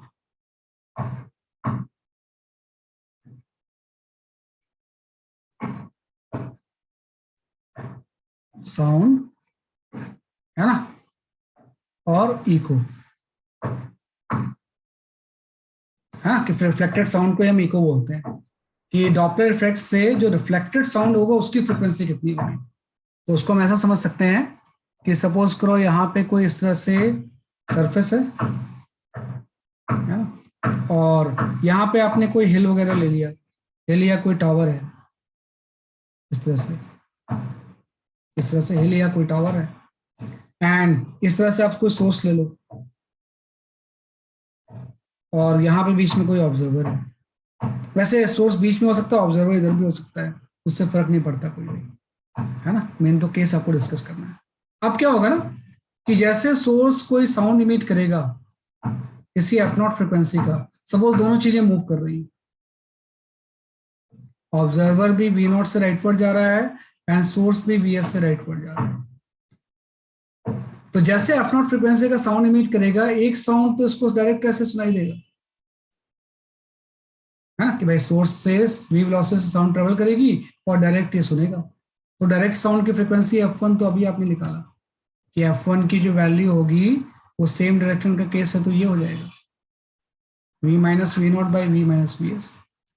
लेकिन आपको पता साउंड यहाँ रुकेगा थोड़ी, यहाँ पे ऐसा थोड़ी कि स्टॉप हो जाएगा, इसने सुना ये साउंड वेव आगे भी जाएगी। तो अगर मैं रेड लाइन से इसको शो करूं तो कुछ साउंड का जो फ्रैक्शन होगा ऐसे रिफ्लेक्ट होके भी वापस आएगा, कि कुछ साउंड का जो फ्रैक्शन होगा इस तरह से रिफ्लेक्ट होके भी वापस आएगा।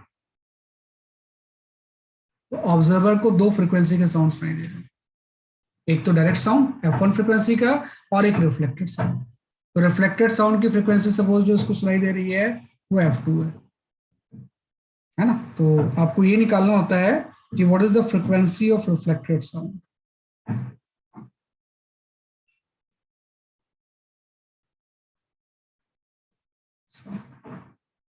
है ना, कि भाई जो रिफ्लेक्टेड साउंड होगी उसकी फ्रीक्वेंसी कितनी हो जाएगी, ना, मतलब f2 निकालना है आपको कि भाई इस केस में जो रिफ्लेक्टेड साउंड होगी उसकी फ्रीक्वेंसी कितनी होगी आपको, है। तो ये निकालने के मेथड्स होते हैं, मैं भी एक्सप्लेन करता हूँ आपको। पहले आप ये स्पेस के डायग्राम बना लो।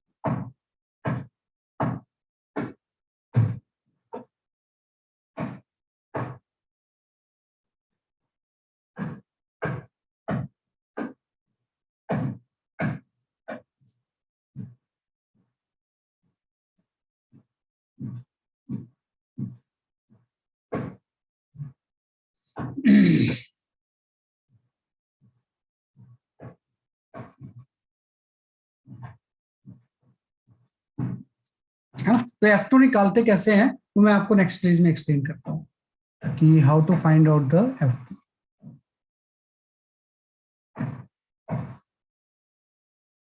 बेटा f1 जो है ना, this is the frequency, f0 is the original frequency. इस केस में जो f0 है ना, ये एक्चुअल फ्रीक्वेंसी है, एक्चुअल फ्रीक्वेंसी। f1 जो है observe frequency of direct sound,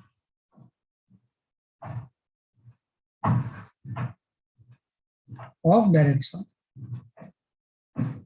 जो डायरेक्ट साउंड आ रहा है उसकी फ्रीक्वेंसी f1 है, और f2 इसमें क्या है, this is the observe frequency of eco.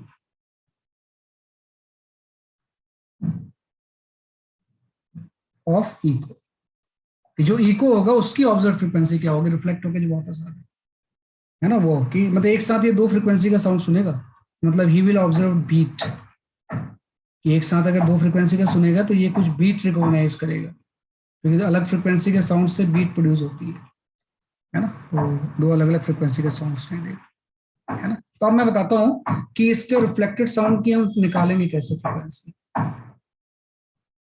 है ना, कि how to find out the frequency of the reflected sound.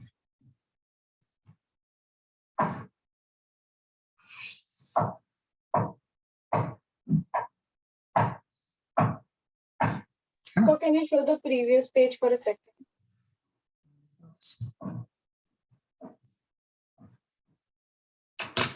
Sir, thank you. या yes. है ना। तो क्या होता है कि सेम सिचुएशन में प्लॉट कर लेता हूं कि रिफ्लेक्टेड साउंड की फ्रीक्वेंसी हम कैसे निकालेंगे। ये आपका हो गया सरफेस, यहाँ पे हिल या वॉल की लोकेशन लाइक दैट, और सोर्स आ गया VS से, ऑब्जर्वर आ गया V0 से, है ना। अब आपको सिर्फ रिफ्लेक्टेड साउंड की बात करनी है, बाकी मैं प्लॉट ही नहीं करता हूँ। कि जस्ट आपने बोला इस तरह से एक साउंड ट्रेवल कर रही थी और रिफ्लेक्ट होके यहाँ से वापस आ, तो कितनी फ्रीक्वेंसी की इस ऑब्जर्वर को सुनाई देगी अगर एक्चुअल फ्रीक्वेंसी इसकी F0 है तो देखो इसको जब हम सॉल्व करेंगे ना तो हम ऐसा एज्यूम करेंगे कि हिल की लोकेशन पे अगर स्टेशनरी कोई ऑब्जर्वर होता तो उसको कितनी फ्रीक्वेंसी का साउंड सुनाई देता।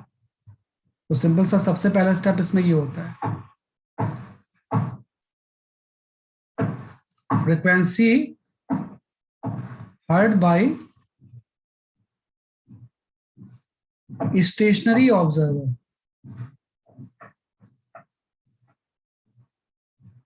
at the location of hill, at the location of hill।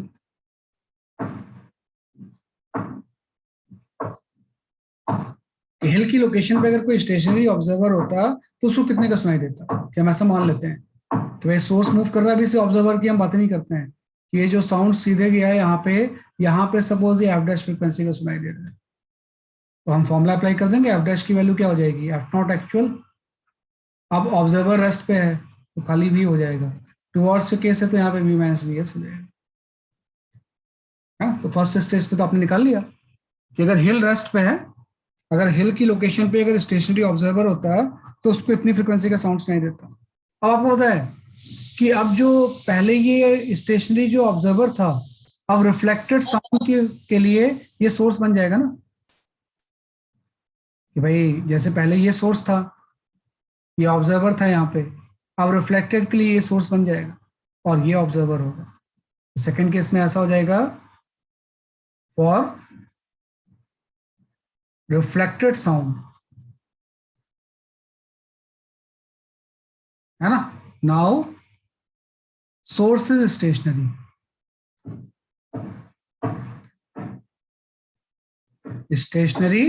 and observer moving towards it, observer moving towards it।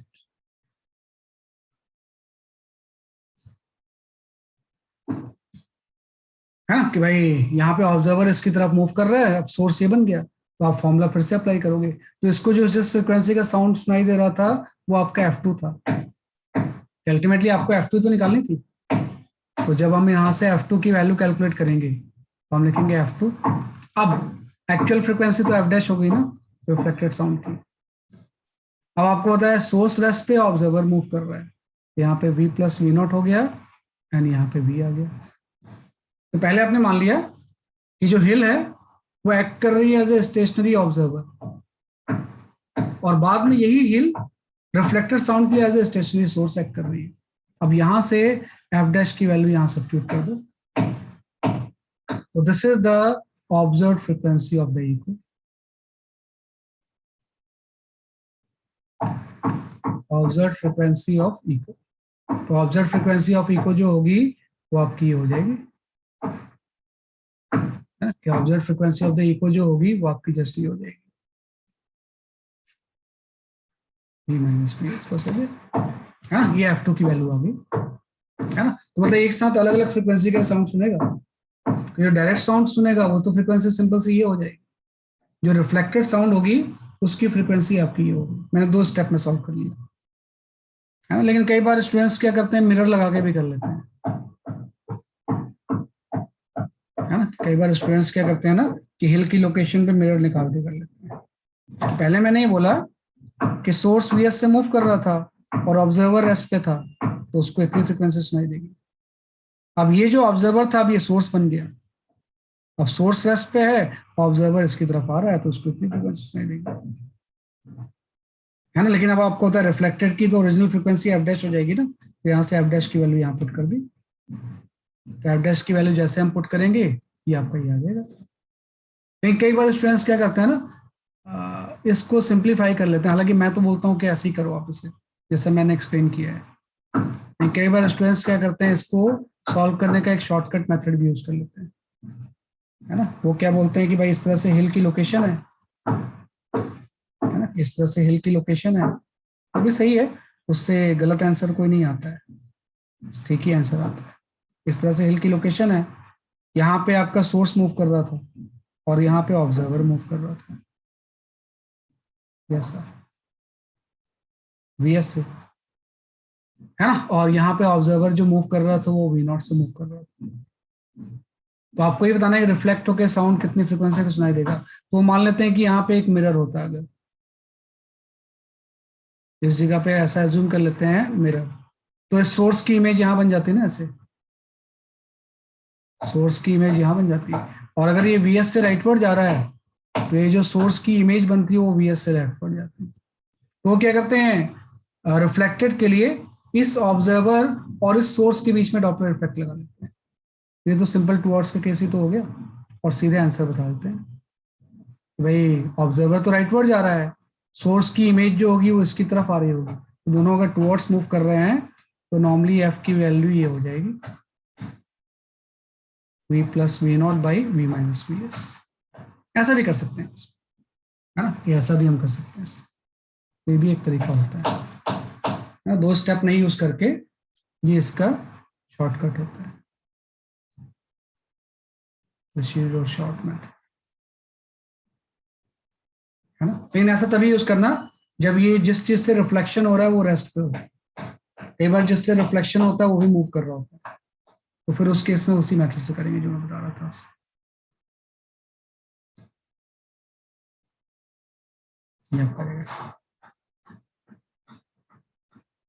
ये दोनों तरीके से कर सकते हैं वैसे, उसको लिख लो आप इस तरह से,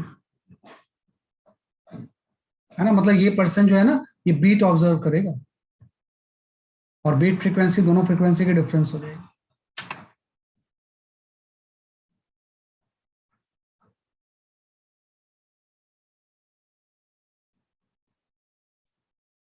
भाई इसी से तो स्पीड चेक होती है। आपको चलाना आता है ना आजकल, जो ट्रांसपोर्ट डिपार्टमेंट है, आपके घर में तुरंत चलान आ जाता है, आपके मोबाइल में मैसेज आ जाता है, you have cross the speed limit, है ना। कि भाई किसी रोड में अगर 70 किलोमीटर पर आवर चलना है तो आप उस पर 100 पे चल रहे थे। सर वो रिफ्लेक्टेड साउंड के बाद क्या लिखा है सेकंड पॉइंट में? यहाँ पे सेकंड पॉइंट में reflected sound, now source, now source is stationary and observer is moving towards it.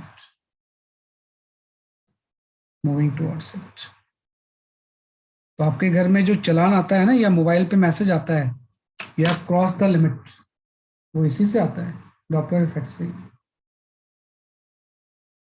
Radar से वेव जाके आपकी कार से रिफ्लेक्ट होके वापस आ जाती है, तो रिफ्लेक्ट होके क्या फ्रीक्वेंसी से वापस आ रही है ना, उससे हम कार की स्पीड जज कर सकते हैं। कि आप ये देखो कि अगर आपको F0 पता है ना, और F2 अगर पता है, तो इससे हम VS निकाल सकते हैं ना कितना होगा।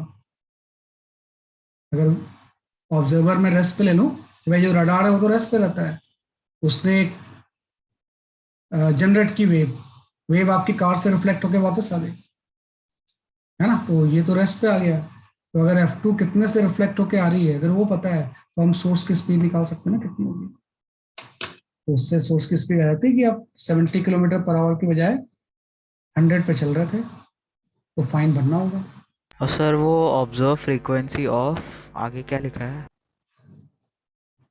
ये ऑब्जर्व फ्रीक्वेंसी ऑफ इको है बेटा, ये ऑफ इको, ये अलग है, नीचे वाला अलग है।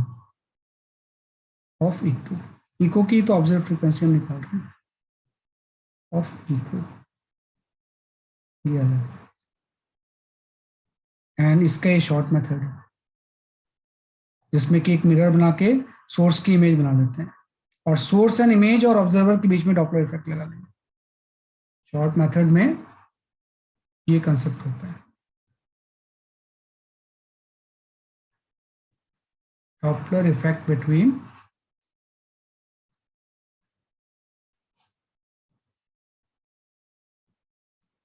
image of source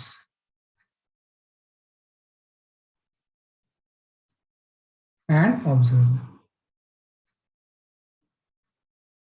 ये अप्लाई कर सकते हैं। हाँ, रिफ्लेक्शन का मतलब इमेज ही तो होता है, कहीं भी रिफ्लेक्शन का मतलब इमेज ही तो बनता है।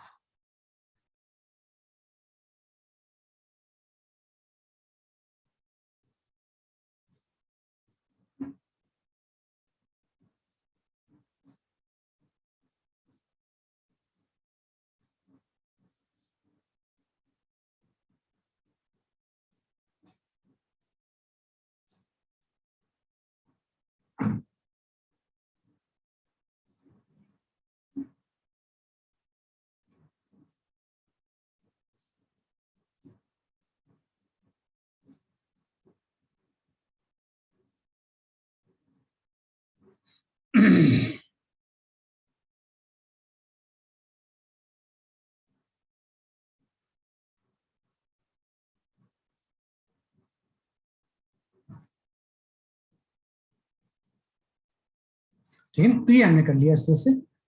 ठीक है ना, तो अब मैं कुछ न्यूमेरिकल शेयर करूंगा जिससे कि थ्योरी आपको आ जाएगी। तो है ना, कुछ न्यूमेरिकल सॉल्व कर लेते हैं थोड़ी देर आराम से। So this is your page number 3. Now this is the page number 4 and ये आपका पेज नंबर 5 है। तो शेयर फिर न्यूमेरिकल्स उसको अटेम्प्ट करो जरा सा आप। इसी केसेस के ऊपर न्यूमेरिकल्स आते हैं।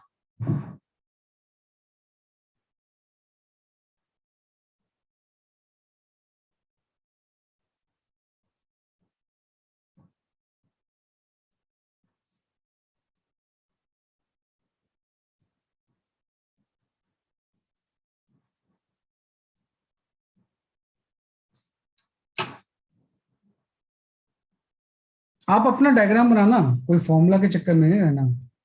आप अपना जो है डायग्राम बनाओ, क्या डायग्राम आ रहा है आपका।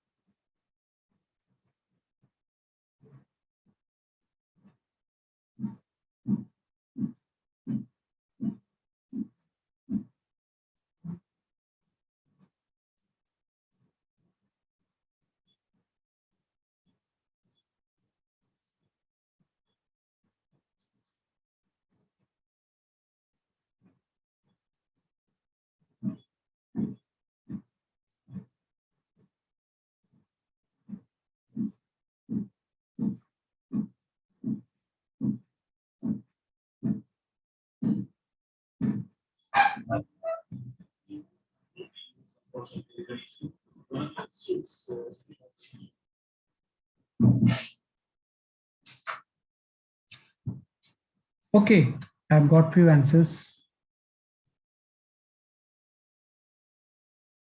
Gautam, your answer is correct.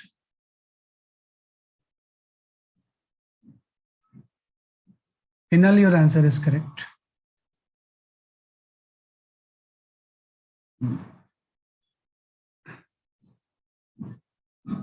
Abha, your answer is correct.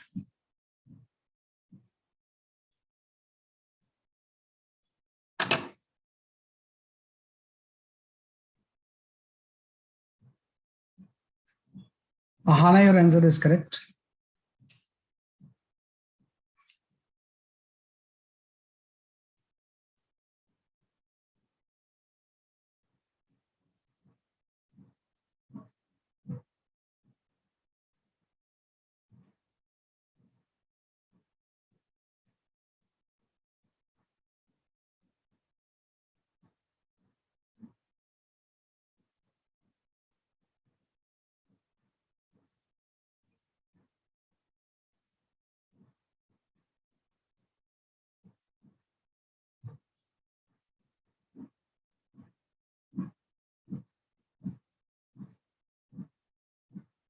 Say Adarsh, your answer is correct. AK-47, your answer is correct. Anika, your answer is correct.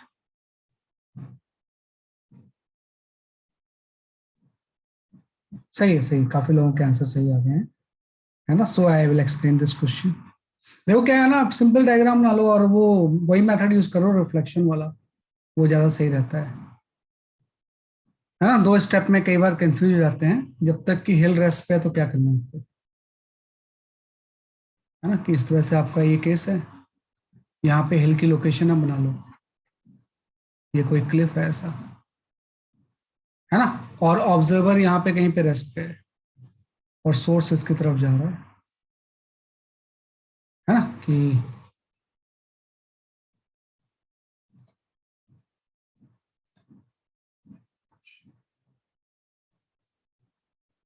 ये आपका इस तरह से आ गया.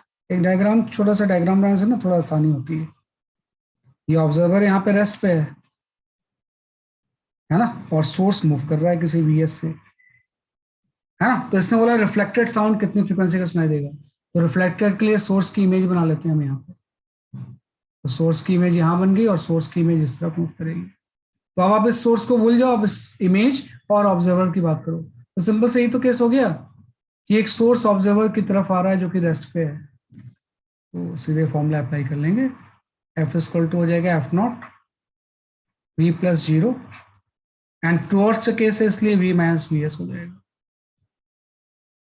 तो एफ की वैल्यू हो जाएगी एफ नॉट की वैल्यू आपको पता ही 800.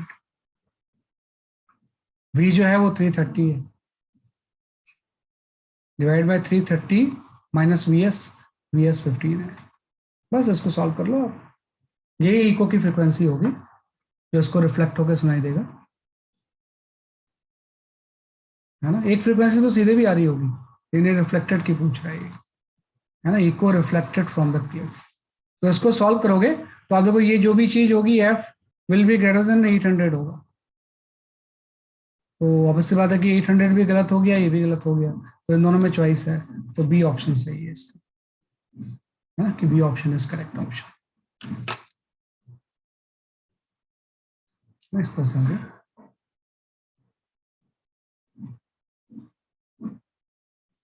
सोर्स की इमेज और ऑब्जर्वर के बीच में डॉपलर इफेक्ट लगाऊंगा।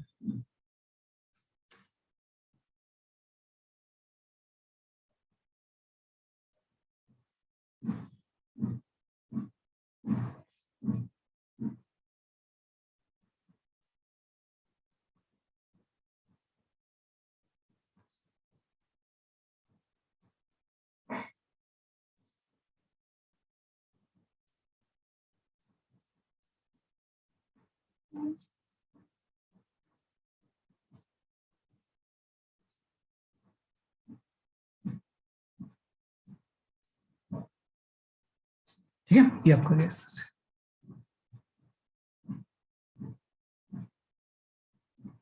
बेटा वो सी नहीं आ रहा है, कैलकुलेट करोगे तो आएगा ना बेटा। मतलब इन दोनों में से हो सकता है, आप कैलकुलेट करके क्या आ रहा हो देखना पड़ेगा ना। कैलकुलेशन करके बी ही आता है। मतलब ये दोनों पॉसिबल है, लेकिन कैलकुलेट करके एग्जैक्ट वैल्यू भी तो आएगी। तो उससे बी आ रहा है आंसर में, है तो सीधे हम ऐसे कर सकते हैं। अच्छा हाँ, ये भी सही बोला इसने। हाँ लेकिन ऑब्जर्वर की कोई स्पीड भी तो नहीं दे रखी है, तो रेस्ट पे ही होगा वो, है। बाकी तो इसने बोला ही हुआ है कि ऑब्जर्वर से सोर्स अवे जा रहा है और क्लिफ की तरफ जा रहा है, तो ऑब्जर्वर तो रेस्ट पे ही है ना। तो ऑब्जर्वर तो रेस्ट पे ही है, अदरवाइज उसकी स्पीड देता कुछ ना कुछ। ये आपका guess है। चलो नेक्स्ट क्वेश्चन पे आते हैं।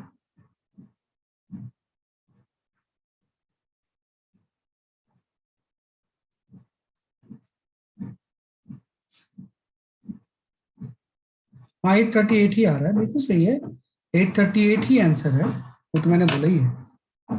B option is the correct.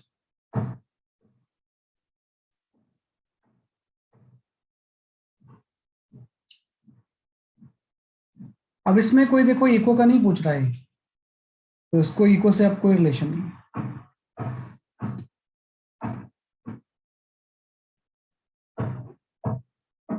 Sir एक सेकंड, वो प्रीवियस वाले के ऑप्शंस दिखाइए ना, क्या क्या है। मैं दिखा रहा हूँ।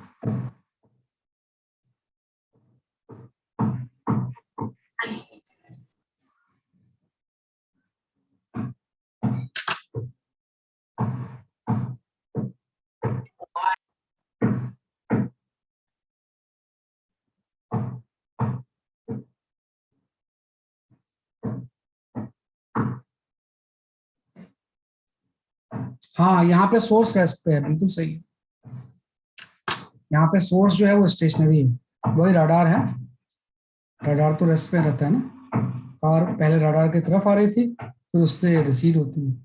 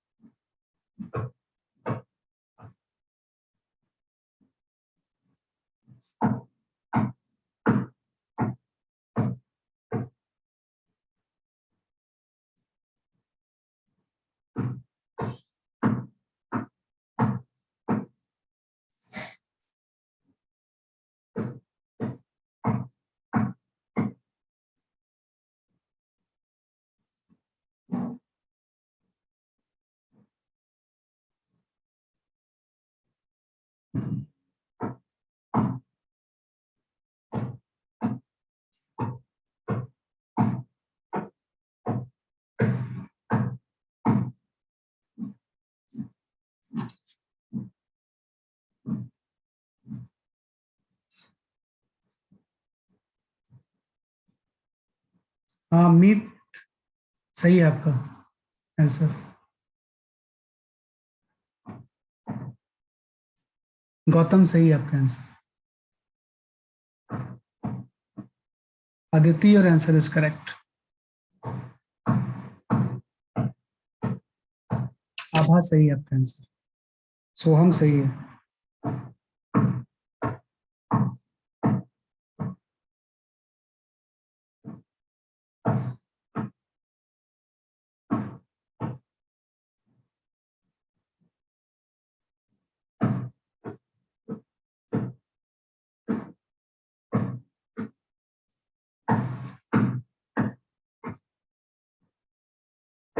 आना सही है।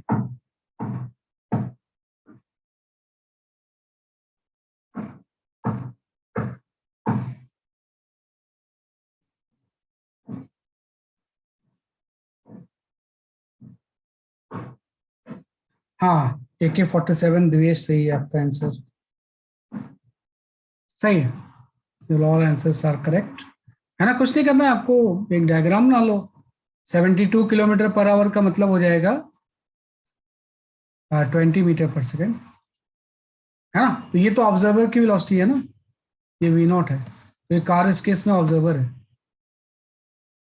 ना। कार किस केस में क्या है, वैसे कि आपका ऑब्जर्वर है, और सोर्स जो है वो रेस्ट पे है, VS की वैल्यू 0 है। तो फर्स्ट केस में F1 फ्रिक्वेंसी जो होगी वो 2 आवर्स का केस है। ये आपका हो जाएगा 850, है ना। सोर्स रेस्ट पे है, ये आपका हो जाएगा 340 + 20/340। 2 आवर्स के केस में ऊपर प्लस आता है ना, फिर जब रिसीड करके अवे जाएगी तो F2 फ्रिक्वेंसी में माइनस हो जाएगा,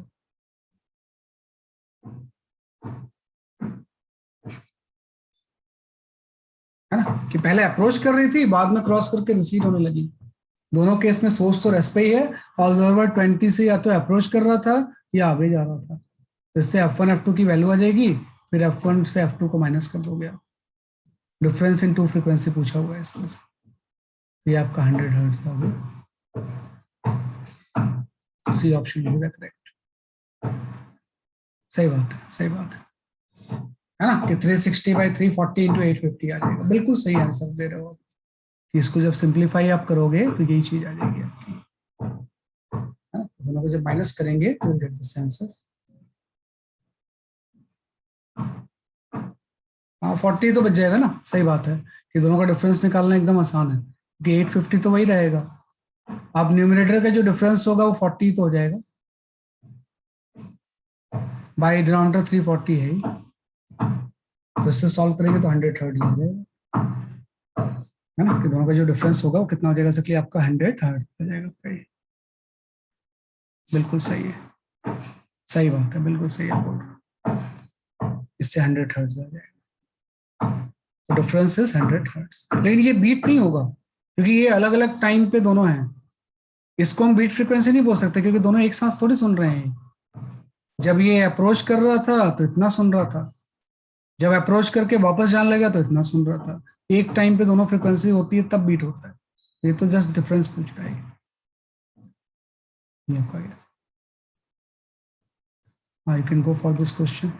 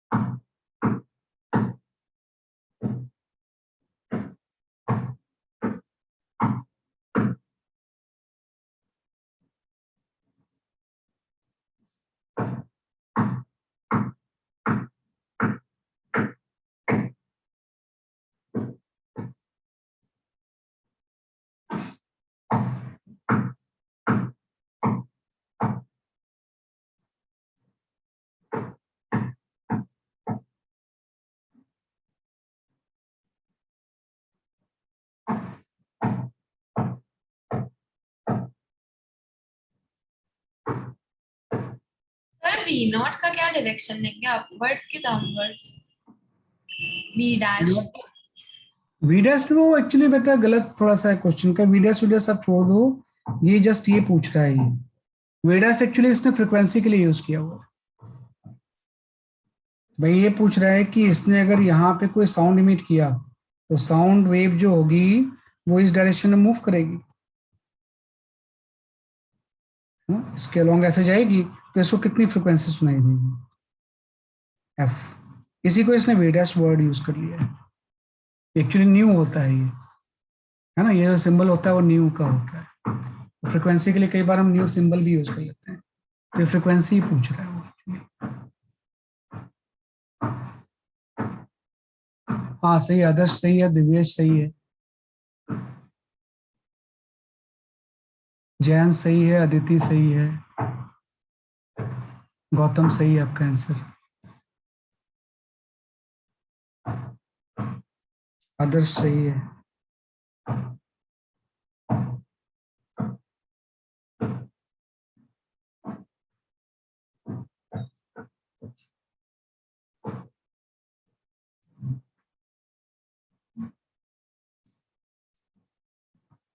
अब तो बेटा वो आएगा नहीं आएगा, मैं देख लेता हूँ पिछला सोल्यूशन जो है, मैं अभी बताता हूँ आपको। मैं देविश्री आपका आंसर सही है।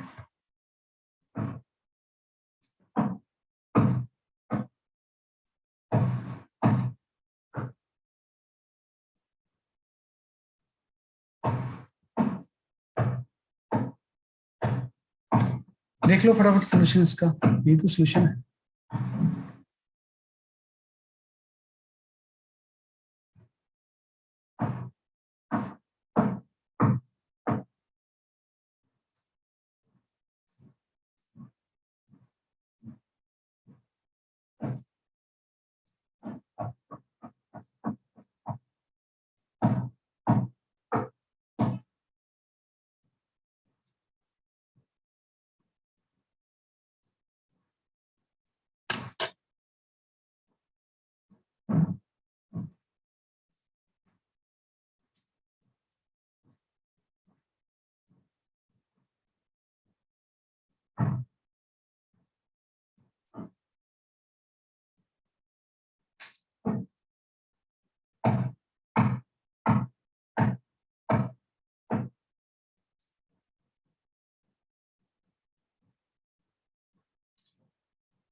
हाँ पिनल सही है आपका आंसर, सही है ना, most of the students has given the correct answer. मैं कुछ नहीं था, वही रिजॉल्व करने वाला था आपको कि भाई इसके अलोंग ही तो रिजॉल्व कर देंगे, वेलोसिटी ऑफ साउंड इसके अलोंग होगी, तो वी एस का कंपोनेंट इसके अलोंग जो हो जाएगा वो वी एस कॉस थीटा हो जाएगा। तो जस्ट फ्रिक्वेंसी का फॉर्मूला ये हो गया। हाँ अनिका सही है, फ्रिक्वेंसी का फॉर्मूला आपका हो गया F equal to F naught, है ना, ऑब्जर्वर तो रेस्ट पे है, V minus V S cos theta, ये हो जाएगा ना, बस वैल्यूज पुट कर दो। तो जो ऑब्जर्व फ्रिक्वेंसी होगी एफ नॉट की वैल्यू इसने दे रखी है 640, स्पीड ऑफ साउंड दे रखा है 340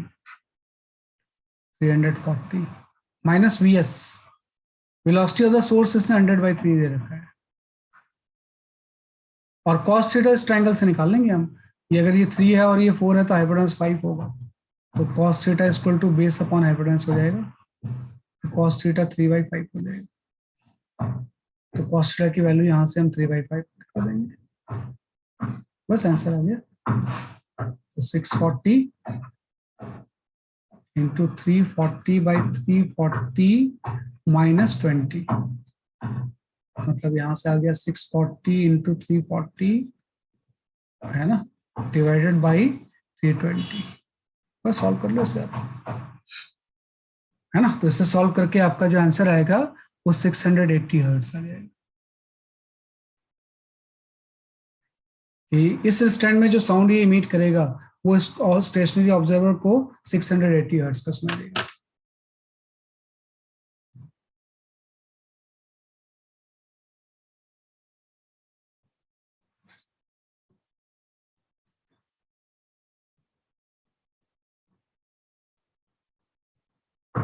सर आपसे आपसे कैलकुलेशन डाउट पूछना था। वो जो आपने सबसे फर्स्ट वाला क्वेश्चन कराया था ना, हाँ हाँ उसमें हम लोग को ऐसे आ रहा था कि f is equal to 800 into 22/21, है ना। हाँ तो अगर हम लोग उसमें मतलब मैंने उसको अगर ऐसे करके सॉल्व किया कि 22/21 दिया है, तो उसको 22/7 इंटू 3 भी लिख सकते हैं, तो 3.14/3 लिख दिया। सही है सही है। हाँ, तो वैसे करने से सर 837.33 आ रहा है।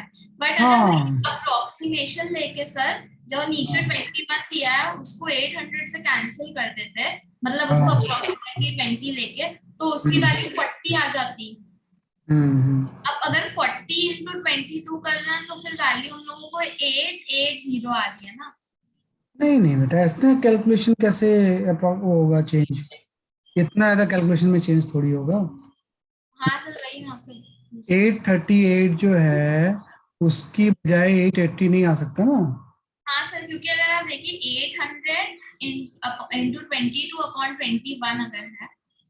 वो पहले देख लो क्या है उसमें, उसमें क्या आया था। एफ इक्वल टू था F naught into divide by B minus V S था, ऐसे तो था ना। हाँ सर, एफ नॉट 800 था, वी कितना था उसमें, सर 330। और ये 330 माइनस कितना था, 15, 15 था ना। हाँ सर। हाँ तो 800 इंटू 330 बाई, ये आपका 315 है। हाँ सर। तो ना अब इसको कैसे कर रहे हो सॉल्व, अब इसको देखो कैसे आ रहा है आपका आंसर। ठीक है सर।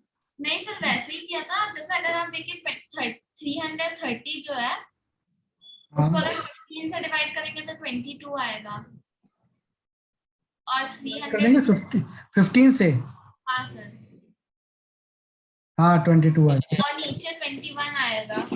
22 आ जाएगा, 21 आ जाएगा, सही बात है। हाँ सर, अगर अब ये 21 और 800 को अप्रोक्सीमेट लेके कैंसिल करते हैं, मतलब 21 को 20 एज्यूम करके, हाँ हाँ तो ये 40 आ जाएगा। हाँ। तो फिर सर 22 इंटू 40 तो वैसे ही आ रहा है। अच्छा 22 को 4 नहीं, इतना अप्रोक्सीमेशन थोड़ी करोगे डिवीजन में आप, हाँ अप्रोक्सीमेशन नहीं कर सकते, 1 को ड्रॉप नहीं कर सकते आप, ओके सर। पूरा 1 को ऐसे ड्रॉप नहीं कर लेंगे ना इस तरह से हाँ सर। ना, वैसे भी 40 इंटू 22 आ जाएगा आपका, हाँ सर, फिर उससे वो गड़बड़ आंसर आ वो जाएगा। गड़बड़ आंसर आ जाएगा, उतना ज्यादा अप्रोक्सीमेशन नहीं कर सकते ना। ठीक हाँ सही बात है, 880 आ रहा है। हाँ ये बात गलत है, उतना अप्रोक्सीमेशन नहीं करना आप, है। Okay sir. 800 से इतना ज्यादा नहीं होगा ना, तो एक 1 का ही तो डिफरेंस है ना यहाँ पे, तो 1 अगर आप ड्रॉप कर दोगे यहाँ पे फिर तो दोनों चीजें एक ही हो गई ना, तो यहाँ पे 1 ड्रॉप कर दो ऊपर में, 21 लिया तो फिर तो 800 ही आ जाएगा, तो 1 को ड्रॉप नहीं कर सकते, ये चीज आ जाएगा। हाँ सही बात है ना, ये इसमें तो कोई ऐसा नहीं है, इसमें तो यही आ रहा है 680 आ रहा है ना, तो 680 हर्ट्ज ही आ रहा है। चलो कैसे, ठीक है ना, तो सर बताओ। जो उसने आंसर बोला, पर अगर ऐसे ये क्वेश्चन सब्जेक्टिव में दिया रहता, अगर नीट सब्जेक्टिव में होता तब तो हम लोग वैसे भी कर ही सकते थे ना। नहीं बेटा, इतना 1 एक को तो ड्रॉप नहीं कर ऑप्शन सकते ना आप, 1 को ड्रॉप नहीं कर सकते आप ऐसे, 1 बहुत ज्यादा फिगर है ना इसमें भाई, 22/21 के डिवीजन में 1 को हटा देंगे तो फिर तो वैल्यूज में बहुत ज्यादा चेंज आ जाएगा ना, वैल्यूज में चेंज आ जाएगा, तो उतना से कर नहीं सकते हम इसमें, है ना। हाँ मतलब ये 2 का डिफरेंस आ गया ना, आप देखो ध्यान दो कि जब इसको करेंगे तो किसी ने सही कैलकुलेशन किया है कि इसको 21 से कैलकुलेट अगर डिवाइड करते हैं तो 38 आता है, और इसको अगर मैं 20 लेके डिवाइड करता हूँ तो 40 आता है। अब 2 का डिफरेंस आ रहा है दोनों में, लेकिन वो 222 से मल्टीप्लाई हो रहा है, तो 222 से मल्टीप्लाई हो जाएगा, मतलब ये 44 का डिफरेंस आ जाएगा, तो 44 का डिफरेंस तो परमिसिबल नहीं है ना कैलकुलेशंस में। सर कुछ 838 आ रहा है। हाँ हाँ 838 ही आएगा इसका आंसर, वही तो मैं बोल रहा हूँ कि आप इसको इसी तरह से, आप 38 ही लेना पड़ेगा आपको, उससे 38 को 22 से मल्टीप्लाई कर दोगे तो उससे 838 ही आएगा, आंसर तो 838 ही सही है।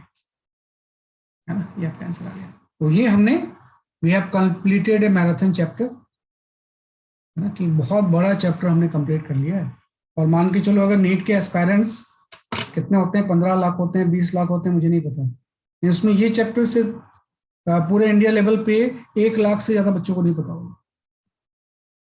1 लाख बच्चों को ही ये चैप्टर में कमांड होगा, है ना। बाकी चैप्टर इलेक्ट्रोस्टैटिक्स वगैरह तो सभी बच्चे जानते हैं, है ना, काइनेमेटिक्स भी सबको पता होता है। लेकिन ये सब जो चैप्टर्स है ना, ये बहुत कम बच्चे पढ़ पाते हैं। तो इसको अच्छे से अगर आप पढ़ लोगे तो उससे काफी बेनिफिट मिलेगा, है ना। तो दिस चैप्टर इज कंप्लीटेड।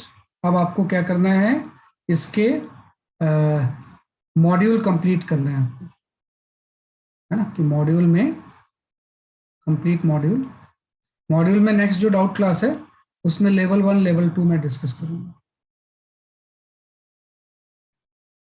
फिर उसकी अगली जो डाउट क्लास होगी उसमें PYQs ले लेंगे। तो आई थिंक 2 डाउट क्लास में पूरा कंप्लीट हो जाएगा, ये कुछ तो हम कर भी चुके हैं। सर अभी पूरा मॉड्यूल सॉल्व करना चालू करते हैं। पूरा पूरा पूरा A to Z complete module, chapter is completed. आपको ओके सर। छूटा हुआ नहीं है, पूरा आप कर सकते हो कंप्लीट मॉड्यूल, इसमें कुछ भी नहीं छोड़ना है।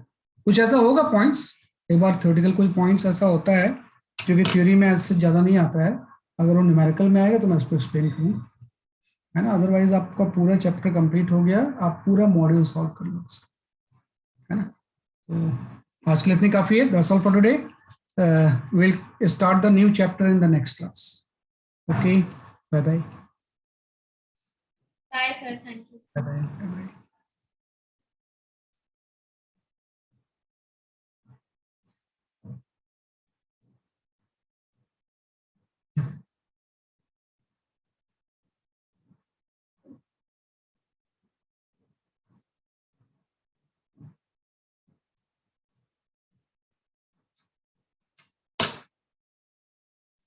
नहीं, वेव ऑप्टिक्स थ्योरी भी है, एक्सपेरिमेंट्स भी है ना, थ्योरी भी है, एक्सपेरिमेंट भी है, दोनों चीजें हैं इसमें।